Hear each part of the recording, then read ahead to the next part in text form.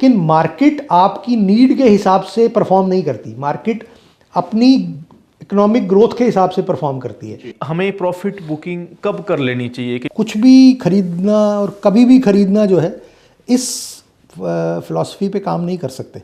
रातों रात पैसे डबल कैसे करें? लॉसेस को एज ए लर्निंग कॉस्ट लेके और फिर उसके बाद आप इस ट्रेड को सीखिए। हम अपने बच्चों को फाइनेंशियल एजुकेशन नहीं देते। लोन पे से बिल्कुल काम नहीं करना है, सेविंग से करना है।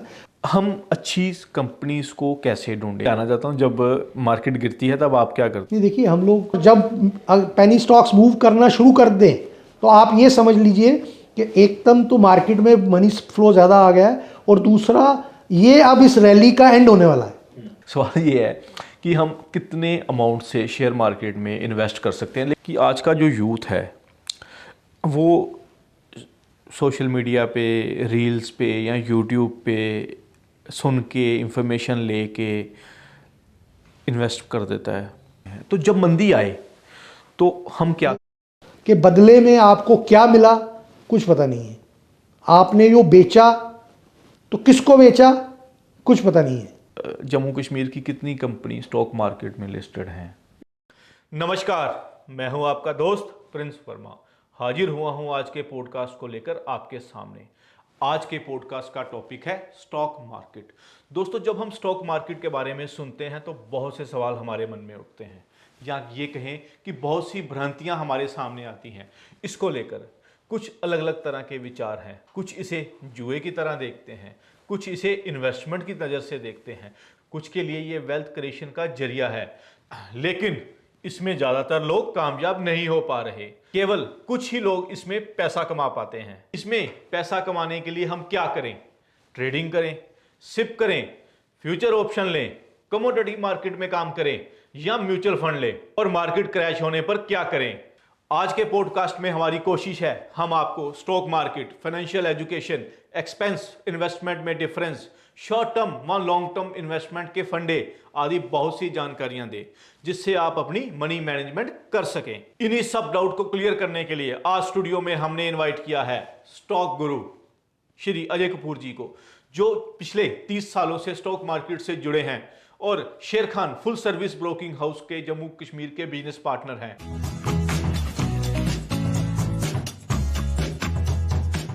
सर नमस्कार। सर, हमें टाइम देने के लिए सबसे पहले तो आपका धन्यवाद। यानी मैं खुद आपका धन्यवाद करता हूँ जी, मेरे को आपने स्टूडियो में इनवाइट किया। हम सबसे पहले इसी से शुरुआत करते हैं कि हम स्टॉक मार्केट को डिफाइन कैसे करेंगे। भाई, कुछ लोग इसको बिजनेस मानते हैं, कुछ लोगों के लिए ये जुआ है। आप क्या मानते हैं? देखिए, जुआ तो ये नहीं है, बिजनेस है, लेकिन ये एक आज की डेट में फुल टाइम डिसिप्लिन्ड ट्रेड बन गया है। ऐसा नहीं है कि आप किसी को देखें कि वो क्या खरीद रहा है तो आप वहीं इन्वेस्ट कर दें, अखबार में क्या लिखा है वहीं इन्वेस्ट कर दें, टीवी क्या बोल रहा है वहीं इन्वेस्ट कर दें, ऐसा नहीं है। बिल्कुल आपको पूरा टेक्निकली फंडामेंटली साउंड होना पड़ेगा। आपको माइक्रो मैक्रो फैक्टर्स देखने पड़ेंगे, सुनने पड़ेंगे, पढ़ने पड़ेंगे और उसके बाद ही आप इस ट्रेड में एंटर करिए। हाँ, अगर आपके पास टाइम नहीं है तो आप प्रोफेशनल गाइडेंस ले सकते हैं। इसमें आप म्यूचुअल फंड के रूट से आ सकते हैं। तो फिर तो ये एक proper full time disciplined trade ही कहा जाएगा। और जो इन सब चीज़ को, इन सब रूल्स को नहीं फॉलो करके इस बिज़नेस में एंटर होता है तो डाटा सामने है, 90% ऐसे लोग जो हैं वो नुकसान करके जाते हैं और फिर वो इस ट्रेड को एक स्पेकुलेटिव ट्रेड या इसको जुआ कह के इसकी इमेज ख़राब करते हैं। आपकी बात ही करता हूँ कि आप कह रहे हैं कि ये जुआ नहीं है, लेकिन फिर भी 90% जो लोग हैं वो इसमें पैसा डुबोते हैं। क्यों? देखिए, मैं आपको जैसे आपको बात करें कि फाइनेंशियल लिटरेसी पे लोग मेहनत नहीं करते हैं। लोग ये समझते हैं कि ये फास्ट ग्रोइंग एरिया है जिसमें रिटर्न्स अच्छी आ सकती हैं, लेकिन आप खाली इस चीज़ को देखते हुए कि ये लुक्रेटिव एरिया है, रिटर्न्स अच्छी हैं, आप इसमें कुछ भी खरीदना और कभी भी खरीदना जो है इस फिलॉसफी पे काम नहीं कर सकते। और वो जो लोग हैं वो सब लोग जो है वो फाइनेंशियल लिटरेसी को लैक करते हैं। कुछ मैं टेम्परामेंट की भी बात कर सकता हूँ कि वो पेशेंस नहीं रखते इस ट्रेड में होल्ड करने के लिए, टाइम फैक्टर नहीं देखते, या फिर वो लोग फियर और ग्रीड जो साइकोलॉजी है उसका शिकार हो जाते हैं, तो वो नुकसान करते हैं। लेकिन जो भी आदमी एक लॉन्ग टर्म में एक गोल लेके चला है, टेक्निकली फंडामेंटली चला है, प्रोफेशनल एडवाइस के साथ चला है, उसने हमेशा इस मार्केट में पैसा बनाया है। अगर मान लो कुछ लोग हैं जो स्टॉक मार्केट को समझते हैं, कुछ ट्रेड भी करते हैं, आजकल तो वैसे अवेयरनेस बहुत है, तो अगर हमें स्टॉक मार्केट को समझना हो, स्टॉक मार्केट है क्या, ये कैसे काम करता है? देखिए, अगर मैं लेमैन की भाषा में आपसे बात करूं, तो स्टॉक मार्केट की इन्वेस्टमेंट जो है, अगर आप इक्विटीज़ की बात करते हैं, तो वो एक कंपनी में आपकी पार्टनरशिप लेने के बराबर है। कि जैसे एक आप कुछ चंद लोग मिलके अगर आप इकट्ठा बिजनेस शुरू करते हैं तो उसको पार्टनरशिप का नाम देते हैं। तो जब ये बिज़नेस एक बड़े स्केल पे चला जाता है और इसमें स्टेक होल्डर्स बढ़ जाते हैं और इसको कॉरपोरेट रूप दिया जाता है और फिर इसको स्टॉक मार्केट में इनिशियली फंड्स रेज करने के लिए लिस्ट किया जाता है, फंड्स रेज करने के बाद, तो आपको इन्वेस्टमेंट करने के लिए या उसमें पार्टनरशिप या भागीदारी लेने के लिए उसका कुछ पार्ट खरीदना पड़ता है। मतलब कुछ एक परसेंटेज, चाहे वो फ्रैक्शनल परसेंटेज हो, चाहे वो एक हेल्दी परसेंटेज हो, उसमें वो लेने के लिए और उस कंपनी में आपकी भागीदारी बने, आप प्रॉफिट के हिस्सेदार बने, आप ग्रोथ के हिस्सेदार बने, उसके लिए जो पैसा आप इन्वेस्ट करते हो वो एक स्टॉक मार्केट के थ्रू ही पैसा इन्वेस्ट किया जाता है और आप उस एक कॉरपोरेट जगत का एक पार्ट बन जाते हैं। तो हम शुरुआत कैसे कर सकते हैं? मान लो मैंने स्टॉक मार्केट में इन्वेस्टमेंट करनी है, तो मेरे लिए सबसे जो स्टेप बाय स्टेप अपना जिसको हम कहेंगे कि रूट है, वो क्या रहेगा? देखिए, अगर तो आप फाइनेंशियल बैकग्राउंड से हैं और अगर आप इस चीज़ को समझते हैं, या फिर आप ऐसा भी है कि आप फाइनेंशियल बैकग्राउंड से नहीं हैं, आपके पास स्पेयर पैसे हैं, आप सेविंग्स को किसी ऐसी जगह लगाना चाहते हैं जहाँ सेफ भी हो और जहाँ रिटर्न भी बेटर आएँ बाकी फील्ड से, तो इनिशियली तो हम लोग यही चाहते हैं कि आप आईपीओ का रूट पकड़ें। आईपीओ का मतलब कि आप कंपनी जब पहली बार लिस्टिंग होने के लिए आती है या कंपनी ऑलरेडी एग्जिस्टिंग है तो अपनी एक्सपेंशन के लिए और फंड्स रेज करती है, तो वो आप एक बार उस रूट से आप पैसा इन्वेस्ट करें और फिर अगर आपको स्टॉक्स की अलॉटमेंट हो जाती है, इक्विटीज़ की अलॉटमेंट हो जाती है, तो उसको आप एक सेफ और कम रिस्क वाला रूट के थ्रू आप मार्केट में एंटर करें और फिर उसको आप स्टॉक मार्केट में बेचें, या आप उसको म्यूचुअल फंड के थ्रू आप उसमें एंटर करें। आप एक रेगुलर मंथली सेविंग्स जो हैं वो उसमें रेगुलर सिप के थ्रू, सिस्टमेटिक इन्वेस्टमेंट प्लान के थ्रू आप उसमें इन्वेस्ट करें, या अगर आप मार्केट की अलग अलग कंडीशंस के हिसाब से अगर मार्केट अभी सस्ती लगती है और उसमें मार्केट के स्टॉक्स चीप नज़र आ रहे हैं तो आप लमसम भी उसमें इन्वेस्ट कर सकते हैं। तो और उसके बाद आप धीरे धीरे कंपनीज़ के बारे में पढ़ना सीखें, कॉरपोरेट के बारे। हम जैसे पहले हम डीमेट अकाउंट हमने सबसे पहले हम डीमेट अकाउंट खोलते हैं जैसे किसी कंपनी का, तो हमारे सामने एक सबसे पहला डिसीज़न लेने वाला जो काम होता है वो यही होता है कि हम किस कंपनी का डीमेट अकाउंट खोलें। हम उसी में कंफ्यूज हो जाते हैं अभी किसका अच्छा है डीमेट अकाउंट। देखिए, वो कैसे हम चूज़ करें? कन्फ्यूजन उसमें क्रिएट नहीं करना चाहिए अपने माइंड में। देखिए, प्लेटफॉर्म तो आगे जहाँ पे वो सेटलमेंट्स होंगी, जहाँ जिस रूट के थ्रू आपका पैसा जाएगा, जिस रूट के थ्रू आपको स्टॉक्स आएंगे, जहाँ ट्रेड होगा, वो तो सबके लिए सेम ही है। उसमें जो गवर्नमेंट बॉडीज़ हैं या जो स्टॉक एक्सचेंजेस हैं, Mumbai stock exchange, national stock exchange, या फिर डेरिवेटिव्स करेंसीज़ के लिए, कमोडिटीज़ के लिए जो एक्सचेंजेस हैं, वहाँ पे तो लेटर स्टेज में ही हम चाहते हैं कि कस्टमर भी उसमें एंटर करें। लेकिन फिर भी आप क्या उस कंपनी का जो आईटी सेटअप है वो इतना रोबोस्ट है, क्योंकि ये एक फ्रैक्शन ऑफ सेकंड्स पे रेट्स की फ्लक्चुएशंस होती हैं। जब भी कभी बायर या सेलर, डिमांड सप्लाई चेंजेस आती हैं मार्केट में, क्या वो सिस्टम जो है उस कंपनी का उस इतना रोबोस्ट है कि उस फ्लक्चुएशंस को वो आपके सामने रियल टाइम में लाता है और आपकी ऑर्डर्स रियल टाइम में एग्जीक्यूट करता है, ठीक है। और दूसरी चीज़, क्या इसकी जो सबसे बड़ी बैकबोन है वो रिसर्च है। क्या उस कंपनी की रिसर्च टीम इतनी बढ़िया है, उसका होमवर्क इतना बढ़िया है, उसका टेक्निकल फंडामेंटल एनालिसिस इतना बढ़िया है, आपके पास वो टाइमली डिलीवरी इतनी बढ़िया से दे रहा है कि आपका investment decision with respect to company और किस टाइम पे वो इन्वेस्ट होना चाहिए और किस सेक्टर में होना चाहिए, वो एकदम आपको बराबर वो इंटीमेट कर रहा है, वो चीज़ है। और मैं तो ये समझता हूँ कि ब्रोकरेज जो पार्ट है उसको आप कम कंसिडर करें या ना ही के बराबर कंसिडर करें, क्योंकि रिसर्च और सर्विस और आईटी प्लेटफॉर्म बैकअप, ये सब चीज़ें जो हैं, और आपके जो जिस तरह का भी उस कंपनी के क्रेडेंशियल्स जो जिस पे आपने डीमैट खोलना है, ठीक है, तो ये सब चीज़ें आप ज़्यादा कंसिडर करें, आप ब्रोकरेज को कम कंसिडर करें। सर, ब्रोकरेज की बात करें तो ब्रोकरेज भी दो तरह की हमारे सामने हमें देखने को मिलती हैं। एक लमसम वाली होती है जैसे मेंबरशिप फीस की तरह, और एक जो हम ट्रेड करते हैं उसके ऊपर कुछ परसेंटेज के हिसाब से है। तो बेस्ट क्या, जो हमारे जो व्यूअर्स हैं उनको आप क्या बताना चाहेंगे कि बेस्ट ऑप्शन उनके लिए क्या है? नहीं, देखिए, ये तो डिपेंड करता है कि कस्टमर जो है उसकी अपना रिस्क एपिटाइट कितना है, उसकी इन्वेस्टमेंट का स्ट्रेटजीज़ क्या हैं, क्या वो डेली ट्रेड में ज़्यादा इन्वॉल्व है, क्या वो लॉन्ग टर्म इन्वेस्टमेंट में इन्वॉल्व है, क्या वो शॉर्ट टर्म्स इन्वेस्टमेंट्स में है, क्या वो मिड टर्म्स इन्वेस्टमेंट्स में है, किस तरह से वो उस और किस सेगमेंट में वो काम कर रहा है, क्या वो फ्यूचर्स ऑप्शंस में काम कर रहा है, क्या वो इक्विटीज़ में कर रहा है, क्या वो कमोडिटीज़ में कर रहा है, करेंसीज़ में कर रहा है, कैसे काम कर रहा है, ये सब उन चीज़ पे डिपेंड करता है। लमसम अगर आप पैकेज की बात करो तो जो लोग डेली ट्रेड करते हैं और जो हैवी ट्रेड करते हैं और जिनको कॉस्ट अदरवाइज पर ट्रेड ज़्यादा लगती है, वो लमसम को ऑप्शन को जो है वो ऑप्ट कर सकते हैं। बट जनरली अगर आप इन्वेस्टर हैं और अगर आप स्पेकुलेशन में कम हैं तो आपको ट्रेड के हिसाब से ही जो ब्रोकरेज जो परसेंटेज चल रही है उसी को ऑप्ट करना चाहिए, उसी में आपकी कॉस्ट सेविंग आएगी।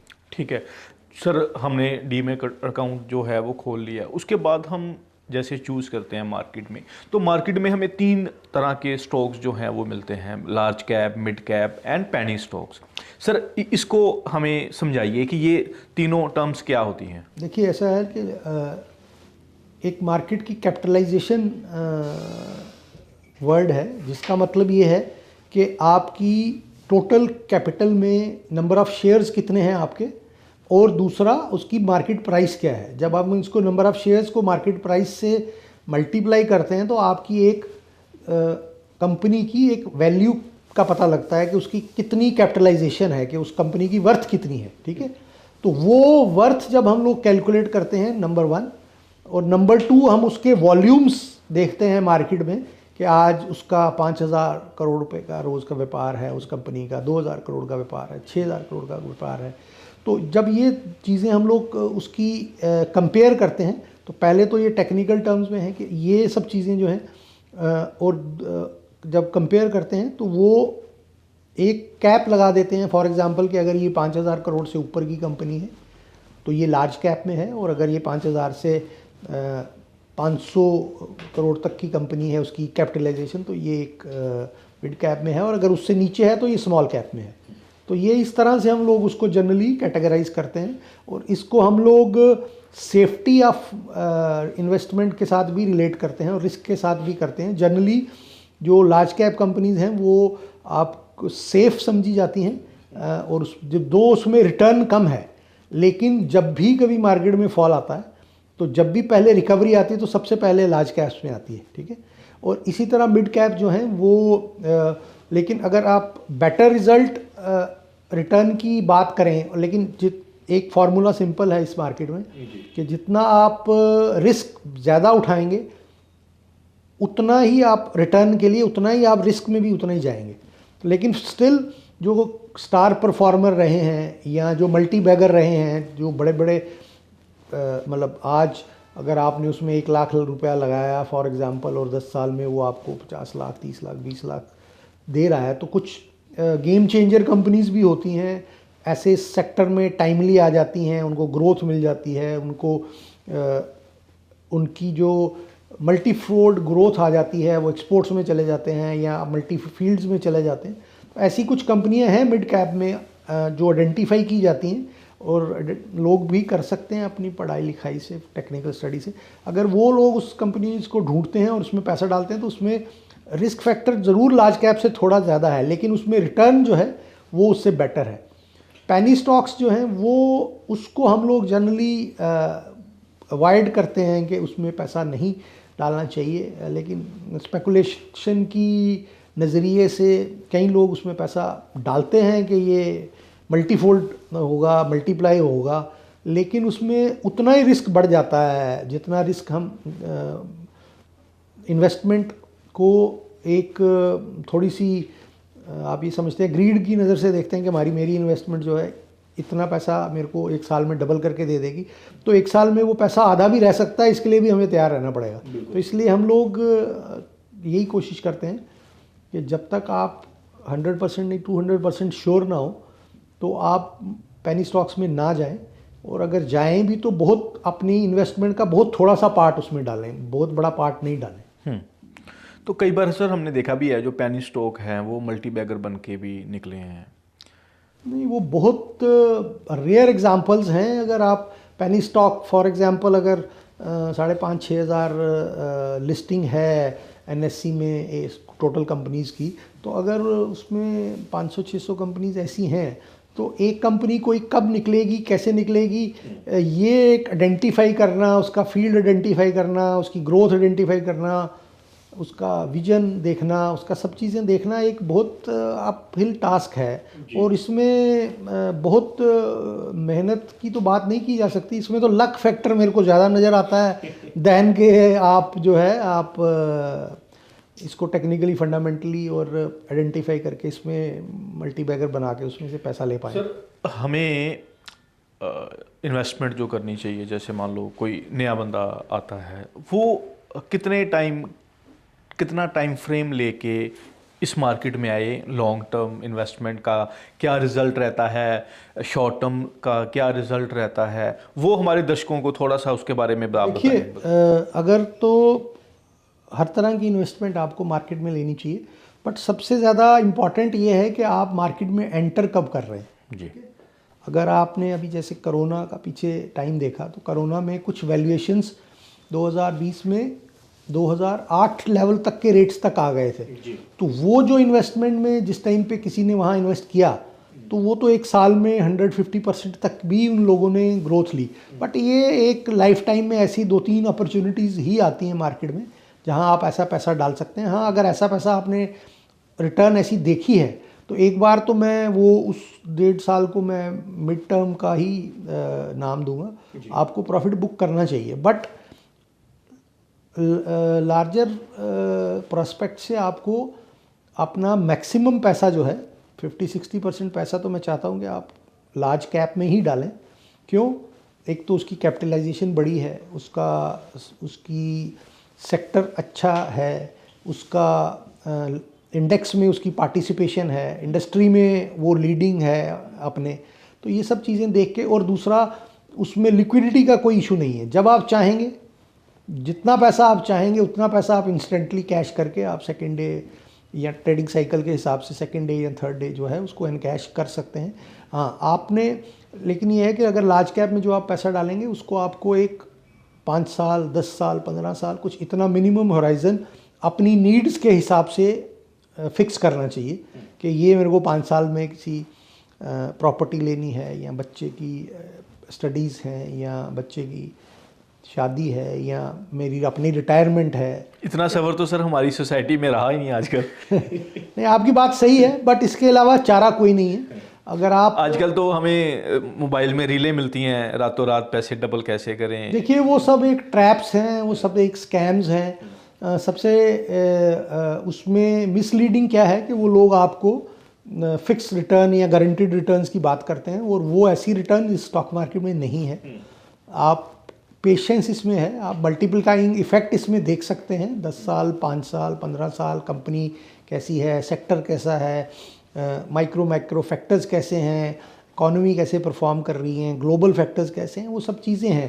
लेकिन इतने टाइम में 5 7 10 साल में वो सब चीज़ें फैक्टर इन होके आपको एक एवरेज के हिसाब से इंडेक्स को आउट परफॉर्म करके एक बेटर रिटर्न जो है वो लार्ज कैप दे सकता है। हाँ, मिड कैप में आप उसको मिड कैप की स्टडी रखिए, करिए और उसमें स्टॉक्स इन्वेस्ट करिए और 20-30% अपनी 100% में से उसमें भी इन्वेस्ट करिए, क्योंकि वो आपको डेफिनेटली लार्ज कैप से बेटर रिटर्न देता है और जल्दी रिटर्न देता है, क्योंकि ग्रोइंग कंपनी होगी और बहुत जल्दी आपको जो है उसका रियलाइजेशन जल्दी होगा। तो आपके कहने का ये है कि हमें हमारी जो इन्वेस्टमेंट है उसको तीनों लार्ज, मिड एंड स्मॉल में तीनों में उसको कुछ पोर्शन हमें बांट देना चाहिए, उसमें बांटना चाहिए। जैसे मैंने आपको बोला लार्ज कैप में हम ना हमारी जो ग्रोथ हुई है या हम सोसाइटी में देखते हैं, हमारी सोसाइटी की एक विडंबना है ये कि हम अपने बच्चों को फाइनेंशियल एजुकेशन नहीं देते। होता ये है कि फाइनेंशियल कोई डिसीजन लेना है तो वो हस्बैंड वाइफ अपनी तरफ ले लेते हैं, तो बच्चों को हम उससे दूर रखते हैं। इसलिए मैक्सिमम हमारे में फाइनेंशियल एजुकेशन जो है वो होती नहीं। हालांकि कुछ सोसाइटी हैं, जैसे बनिया सोसाइटी है, जैन सोसाइटी है, इनमें गुजराती सोसाइटीज़ है, इन मारवाड़ीज़ हैं, इनमें हमें देखा गया है कि वो अपने बच्चों को बचपन से ही पैसे के साथ कैसे खेलना है, कैसे बढ़ाना है, कैसे इन्वेस्ट करना है, कैसे खर्च करना है, उसके बारे में उसको सिखाते हैं। लेकिन ज़्यादातर हिंदुस्तान की अगर हम बात करें तो ये नहीं है, ना के बराबर है। तो क्या बेटर विकल्प देखिए कैसा है, जिसमें स्टॉक्स हैं, इसका म्यूचुअल फंड है, ETF है, गोल्ड है, लैंड है, क्या बेहतर विकल्प है? अगर आपको ये, क्योंकि हमारा क्या होता है कि हम बच्चों को ये तो सिखाते हैं कि बेटा तू आर्ट्स लेगा तो ये बनेगा, कॉमर्स लेगा तो ये बनेगा, साइंस लेगा तो ये बनेगा। हम उनको कमाना तो सिखा देते हैं, लेकिन उस कमाई को कैसे इन्वेस्ट करना है, कैसे खर्च करना है, वो एजुकेशन नहीं देते। देखिए क्या है कि उसमें ना ग्राउंड रियलिटी पे अगर आप जाए ना, तो जिस कम्युनिटी की आप बात कर रहे हैं जो ऐसा नहीं करती है, वो उन लोगों की अपनी भी बैकग्राउंड ऐसी रही नहीं कभी, वो खुद भी फाइनेंशियली लिटरेट नहीं है, वो इस मार्केट को सुना सुनाई से रिस्क ओरिएंटेड ज़्यादा है ये मार्केट, और इसमें गारंटेड रिटर्न नहीं है और फ्लक्चुएशंस है, वोलेटिलिटी है। तो इन सब चीज़ों को देखते हुए, क्योंकि वो खुद फाइनेंशियली लिटरेट नहीं है, तो उनमें इतना कॉन्फिडेंस नहीं है कि वो आगे बच्चों को भी वो चाहते नहीं कि बच्चे नए हैं और उनको इस मार्केट का एक्सपीरियंस नहीं है, और वो बच्चों को नहीं चाहते कि वो बच्चों को इस मार्केट का एक्सपोजर दें। लेकिन अभी जो अच्छी चीज़ मैं ये देख रहा हूँ कि अभी जितने भी बच्चे, क्योंकि अभी गवर्नमेंट जॉब्स तो निग्लिजिबल हैं पैन इंडिया, ना के बराबर हैं, तो बच्चे जो कॉरपोरेट में जा रहे हैं और वो जो बच्चे अच्छे पैकेजेस और अच्छी अर्निंग्स के साथ काम कर रहे हैं, वो इस मार्केट में अब खुद एज ए इंडिपेंडेंट इन्वेस्टर अपनी सेविंग के रूट से आ रहे हैं, क्योंकि वो इंडिपेंडेंटली कमा रहे हैं। पहले क्या था कि गवर्नमेंट जॉब है तो लिमिटेड पैसे थे, और अगर आपने फैमिली का बिजनेस, इंडस्ट्री, दुकान पे अगर ज्वाइन किया है तो उसका फाइनेंशियल कंट्रोल आपके सीनियर मोस्ट पे था, तो आपके हाथ में फाइनेंशियल स्पेंडिंग का डिस्पोजल नहीं था, ठीक है, आपके हाथ से डिस्पर्सल्स नहीं होते थे। अभी वो सारा पैसा कॉरपोरेट में, जितनी हमारे यूथ है नया क्वालिफाइड है, पढ़ा लिखा है, इंजीनियर्स हैं, डॉक्टर्स हैं, IT इंजीनियर्स हैं, इस तरह के जितने भी चार्टर्ड अकाउंटेंट्स हैं, ये सब लोग जितने भी हाईली पेड प्रोफेशनल्स हैं, ये लोग अपनी सेविंग्स का पार्ट इसमें डाल रहे हैं। और अच्छा ये देखने में आ रहा है कि वो अब इस मार्केट को सीखना शुरू कर रहे हैं। क्योंकि उन लोगों ने एक्सपीरियंस किए हैं लॉसेस, और वो अब हम तो यही बोलते हैं कि आप उन लॉसेस को एज ए लर्निंग कॉस्ट लेके, और फिर उसके बाद आप इस ट्रेड को सीखिए, और सीखने के बाद इसमें आप टेक्निकल, फंडामेंटल, पूरी प्रॉपर ग्राफ्स की स्टडीज़, पूरा global factors, micro factors, macro factors, आपकी इकोनॉमी कैसी चल रही है, पॉलिटिकली कैसी चीज़ें हो रही हैं वर्ल्ड वाइड, ठीक है, उन सब चीज़ों को वो देख रहे हैं। और क्योंकि वो आज अवेयर्ड है, पुरानी जनता अवेयर्ड नहीं थी, अब उनके पास। लेकिन सर एक चीज़ और है, बेशक वो अवेयर हैं लेकिन सबसे ज़्यादा नुकसान करने में भी वही सबसे आगे हैं। नहीं वो है, मैंने आपको जैसे बोला कि पिछले 2 साल 3 साल का क्योंकि उनके पास इतना टाइम भी नहीं है हाँ कि 2 साल और 3 साल का पिछले अगर मैंने डाटा देखा तो हम लोगों ने भी उस गवर्नमेंट की कैंपेन को, सेबी की कैंपेन को हेल्दी रूप से लिया कि उन्होंने ये बोला कि इक्विटीज़ में तो ऐसा कुछ नहीं हुआ, लेकिन फ्यूचर्स ऑन ऑप्शंस में, ऑप्शंस ट्रेड में 90% न्यू एंट्रेंट जो है और रिटेलर जो है उसने नुकसान किया है, ठीक है, और बहुत बड़ा नुकसान किया है, छोटा नुकसान नहीं किया है। तो हम लोग ने उसको पॉजिटिव वे में लिया है और हम लोग उसको ऐसे पर इस तरह से लोगों में अवेयरनेस और प्रमोशन डाल रहे हैं कि अगर आप फाइनेंशियली लिटरेट नहीं हैं तो इस बिजनेस में आप मत आइए। तो हमने उसको हेल्दी रूट से लाया है कि अगर आप, इसका मतलब यह है कि आप पहले फाइनेंशियली लिटरेट हो जाइए, उसके बाद इस मार्केट में आइए।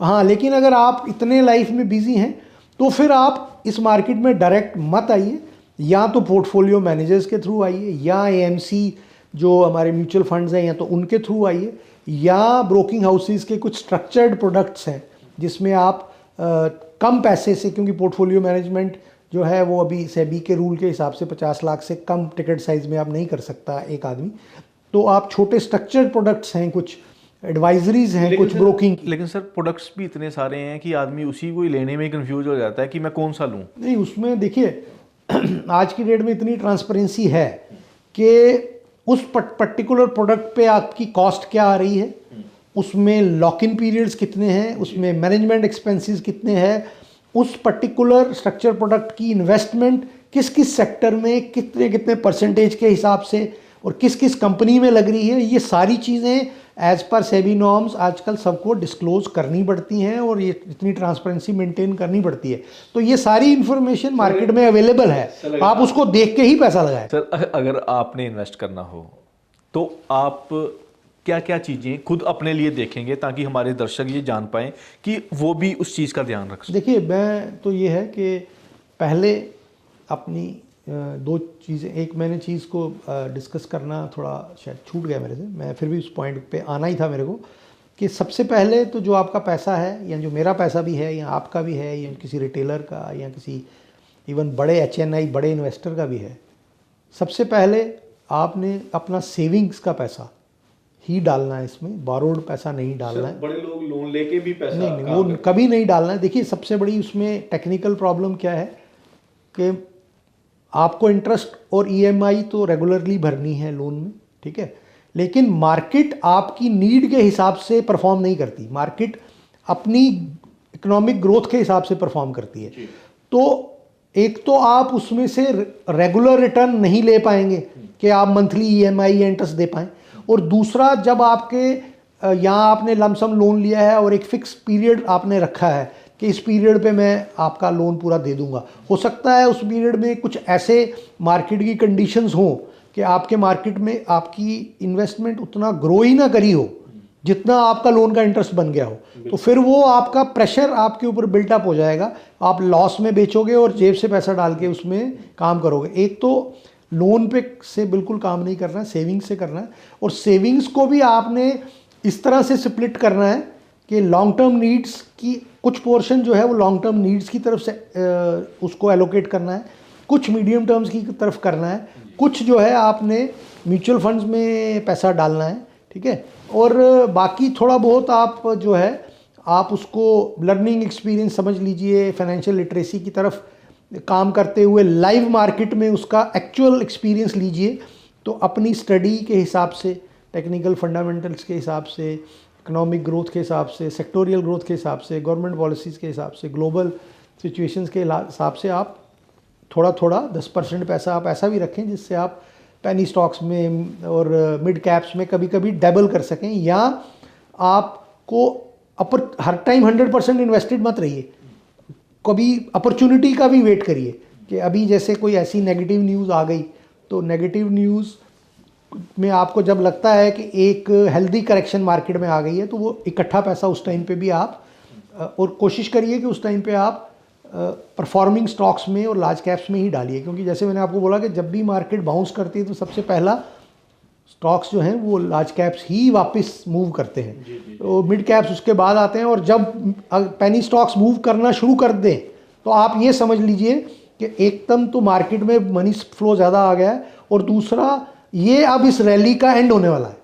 तो आप कहीं ना कहीं उसमें अलर्ट हो जाइए और अपनी रीजनेबल प्रॉफिट के हिसाब से प्रॉफिट बुकिंग जो है वो शुरू कर दीजिए। यानी कि आपके हिसाब से ये 3 तरह के फंड हमें जो है वो बनाने चाहिए। हाँ जी, बनाने चाहिए। एक सिप हाँ, सिप में भी आपने जो सिप्स हैं वो सेक्टर स्पेसिफिक भी होती हैं और वो थीमेटिक भी होती हैं, और वो लार्ज कैप, मिड कैप और स्मॉल कैप के हिसाब से भी होती हैं। सिमिलरली इक्विटीज़ होती हैं, ठीक है ना जी।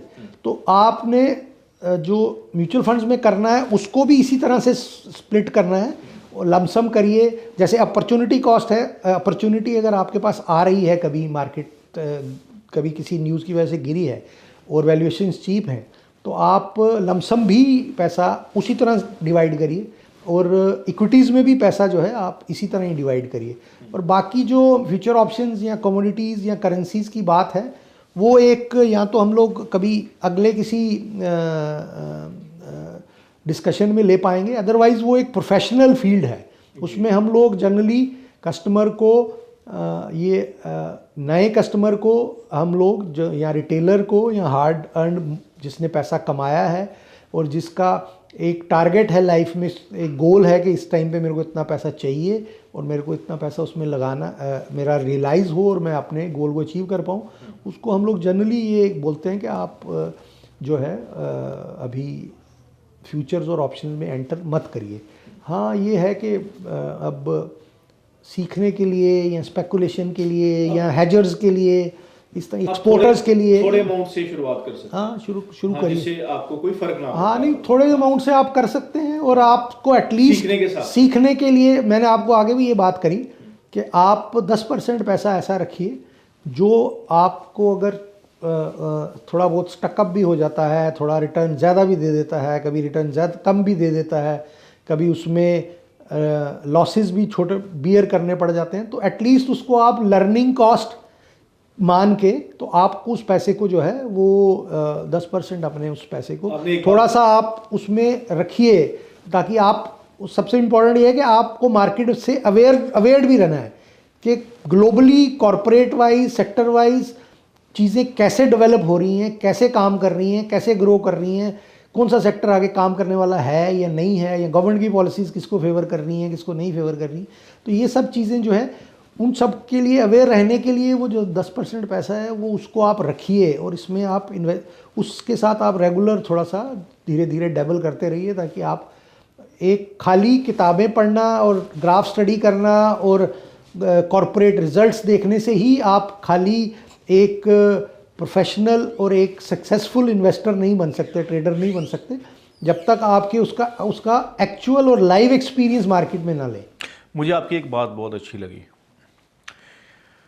कि स्टॉक मार्केट आपके हिसाब से काम नहीं करता है, वो आपके अकॉर्डिंग रिटर्न नहीं देता है कि जब आपको ज़रूरत हो। जबकि बहुत लोगों का जो माइंडसेट होता है वो इस तरह का होता है कि चल यार मैं इतने पैसे डाल देता हूँ तो चल मेरा मोबाइल का खर्चा निकल आएगा, मेरा रेंट निकल आएगा, या मैं महीने के 5,000 रुपये, 10,000 रुपये, 50,000 रुपये उसके अमाउंटमेंट, उसके इन्वेस्टमेंट के हिसाब से वो डाल देता हूँ, निकल आएंगे। तो सबसे बड़ी ये बात ये है कि आपकी इन्वेस्टमेंट आपके हिसाब से रिटर्न नहीं देगी, मार्केट अपने हिसाब से चलेगा। इसलिए मैं कहता हूँ कि तो इसीलिए मैंने आपको बोला कि लोन बिल्कुल नहीं डालना है, नंबर 1। नंबर 2, आपने पूरी सेविंग्स जो है फिक्स पैसे की तरफ नहीं डालनी है। कुछ पैसा आपने लिक्विड रखना है या कुछ पैसा ऐसा रखना है कि आप मार्केट गिरे उसमें डाल दीजिए दूसरा, और कुछ पैसा ऐसा रखना है जो आपकी इमरजेंसी नीड्स में भी कभी भी आपको विड्रॉ करना पड़े। तो इमरजेंसी नीड्स पे अगर आपने मार्केट में इन्वेस्टेड पैसा लॉस में कैश किया तो वो आपकी हो सकता है वो इमरजेंसी नीड को पूरा ही ना कर पाए। ऐसा कि हमने लैंड में अक्सर देखा है सर ये कि जब बेचने जाओ वो बिकती नहीं है, अच्छा खरीदने जाओ वो उसका सही रेट नहीं मिलता हमें। तो स्टॉक मार्केट में ये है कि आप उसको कभी भी पैसा जो है वो कैश कर सकते हो। स्टॉक मार्केट में अगर आप मैं फिर बोलूँगा कि अगर आप गोल्ड में भी, हाँ, आप पेनी स्टॉक्स में नहीं हैं, हाँ, अगर पेनी स्टॉक्स में नहीं है तो मिड कैप में, लार्ज कैप में कोई आपको घबराने की ज़रूरत नहीं है। इतनी बड़ी लिक्विडिटी है, 15 लाख करोड़ रुपए की मार्केट है, सारी मार्केट्स को मिला के, derivatives, futures, option, equities, commodities, रोज़ की, मतलब बड़ी साल की या महीने की बात नहीं कर रहा हूँ, इतना बड़ा ट्रेड रोज़ का है और इतना बड़ा ट्रेड रोज़ सेटल हो रहा है, उसका लेन देन भी हो रहा है और सक्सेसफुली हो रहा है, ठीक है, और बिल्कुल फुल प्रूफ तरीके से, ट्रांसपेरेंट तरीके से सेटल हो रही हैं चीज़ें। जिसका स्टॉक है उसको मिल रहा है, जिसके पैसे हैं उसको मिल रहे हैं, ठीक है, जिसने स्टॉक बेचा उसको पैसे मिल रहे हैं, जिसने स्टॉक खरीदा और पैसे जमा किए उसको स्टॉक मिल रहा है। तो वो ये सारी चीज़ें जो हैं वो अभी एकदम प्रॉपर फुल प्रूफ हैं। तो लिक्विडिटी और फाइनेंशियल सिक्योरिटी का कोई इशू नहीं है इसमें। हाँ, लैंड में जैसे आपने बोला, तो आपको अगर डिस्ट्रेस सेलिंग करनी है तो आप 25%, 20%, 10% नीचे बेचोगे, ठीक है, और वो बायर आपका नाजायज़ फ़ायदा लेगा। लेकिन इस मार्केट में तो रियल टाइम मार्केट है, मतलब real time same fraction of second पे पूरे इंडिया में उस रेट पे क्या बायर है वो आपसे उसी टाइम पे खरीदेगा और 1-2 दिन में आपके अकाउंट में पैसा आएगा, ठीक है। और इसलिए कोई भी परेशानी लिक्विडिटी वाइज इसमें नहीं है। हाँ, एक चीज़ जो मैं बार बार बोल रहा हूँ कि क्वालिटी ऑफ स्टॉक पे आपको ध्यान देना है। अच्छी कंपनी में पैसा रखिए तो आपको कोई परेशानी नहीं है। पेनी स्टॉक्स में कभी कभी ऑपरेटर ड्रिवन मार्केट भी आती है, लो फ्लोटिंग स्टॉक है, तो कहीं अभी तो बहुत स्ट्रिक्ट हो गई सेबी, लेकिन कहीं मैनेजमेंट भी इन्वॉल्व हो जाते हैं उसकी स्पेकुलेशन में, उसको उसका रेट बढ़ाने में इन्वॉल्व हो जाते हैं। कई मीडिया वाले भी इन्वॉल्व हो जाते हैं। हाँ, नहीं, कुछ भी है, कुछ भी लोग हैं मीडिया वालों, तो पैसा लेके अगर उनको स्पॉन्सरशिप्स मिलती हैं चैनल रन करने के लिए, तो उनके बारे में वो अच्छा बोल भी देते हैं। अच्छा सर, जिनका फील्ड कॉमर्स का नहीं है, मान लो आप कह रहे हैं कि अच्छी कंपनियों में पैसा डालो, मान लो मेरा फील्ड जो है कॉमर्स का वैसे मान लो कि नहीं है, तो हम अच्छी कंपनीज को कैसे ढूंढें? हम कंपनीज का P&L, हम कंपनी की बैलेंस शीट कैसे स्टडी करें? कंपनी के टेक्निकल्स पार्ट पे क्या चीज़ लोगों को देखनी चाहिए जो हमें स्टॉक खरीदने से पहले देखिए, मैं आपको बताता हूँ। इनिशियली तो आप पोर्टफोलियो मैनेजर्स की, स्टॉक एनालिस्ट की और जो रिसर्च की टीम्स हैं किसी भी ब्रोकिंग हाउस की, उनसे उनकी मदद लीजिए, उन पे रिलाई कीजिए। उसके हिसाब से आप थोड़ा पैसा इन्वेस्ट करना शुरू करिए।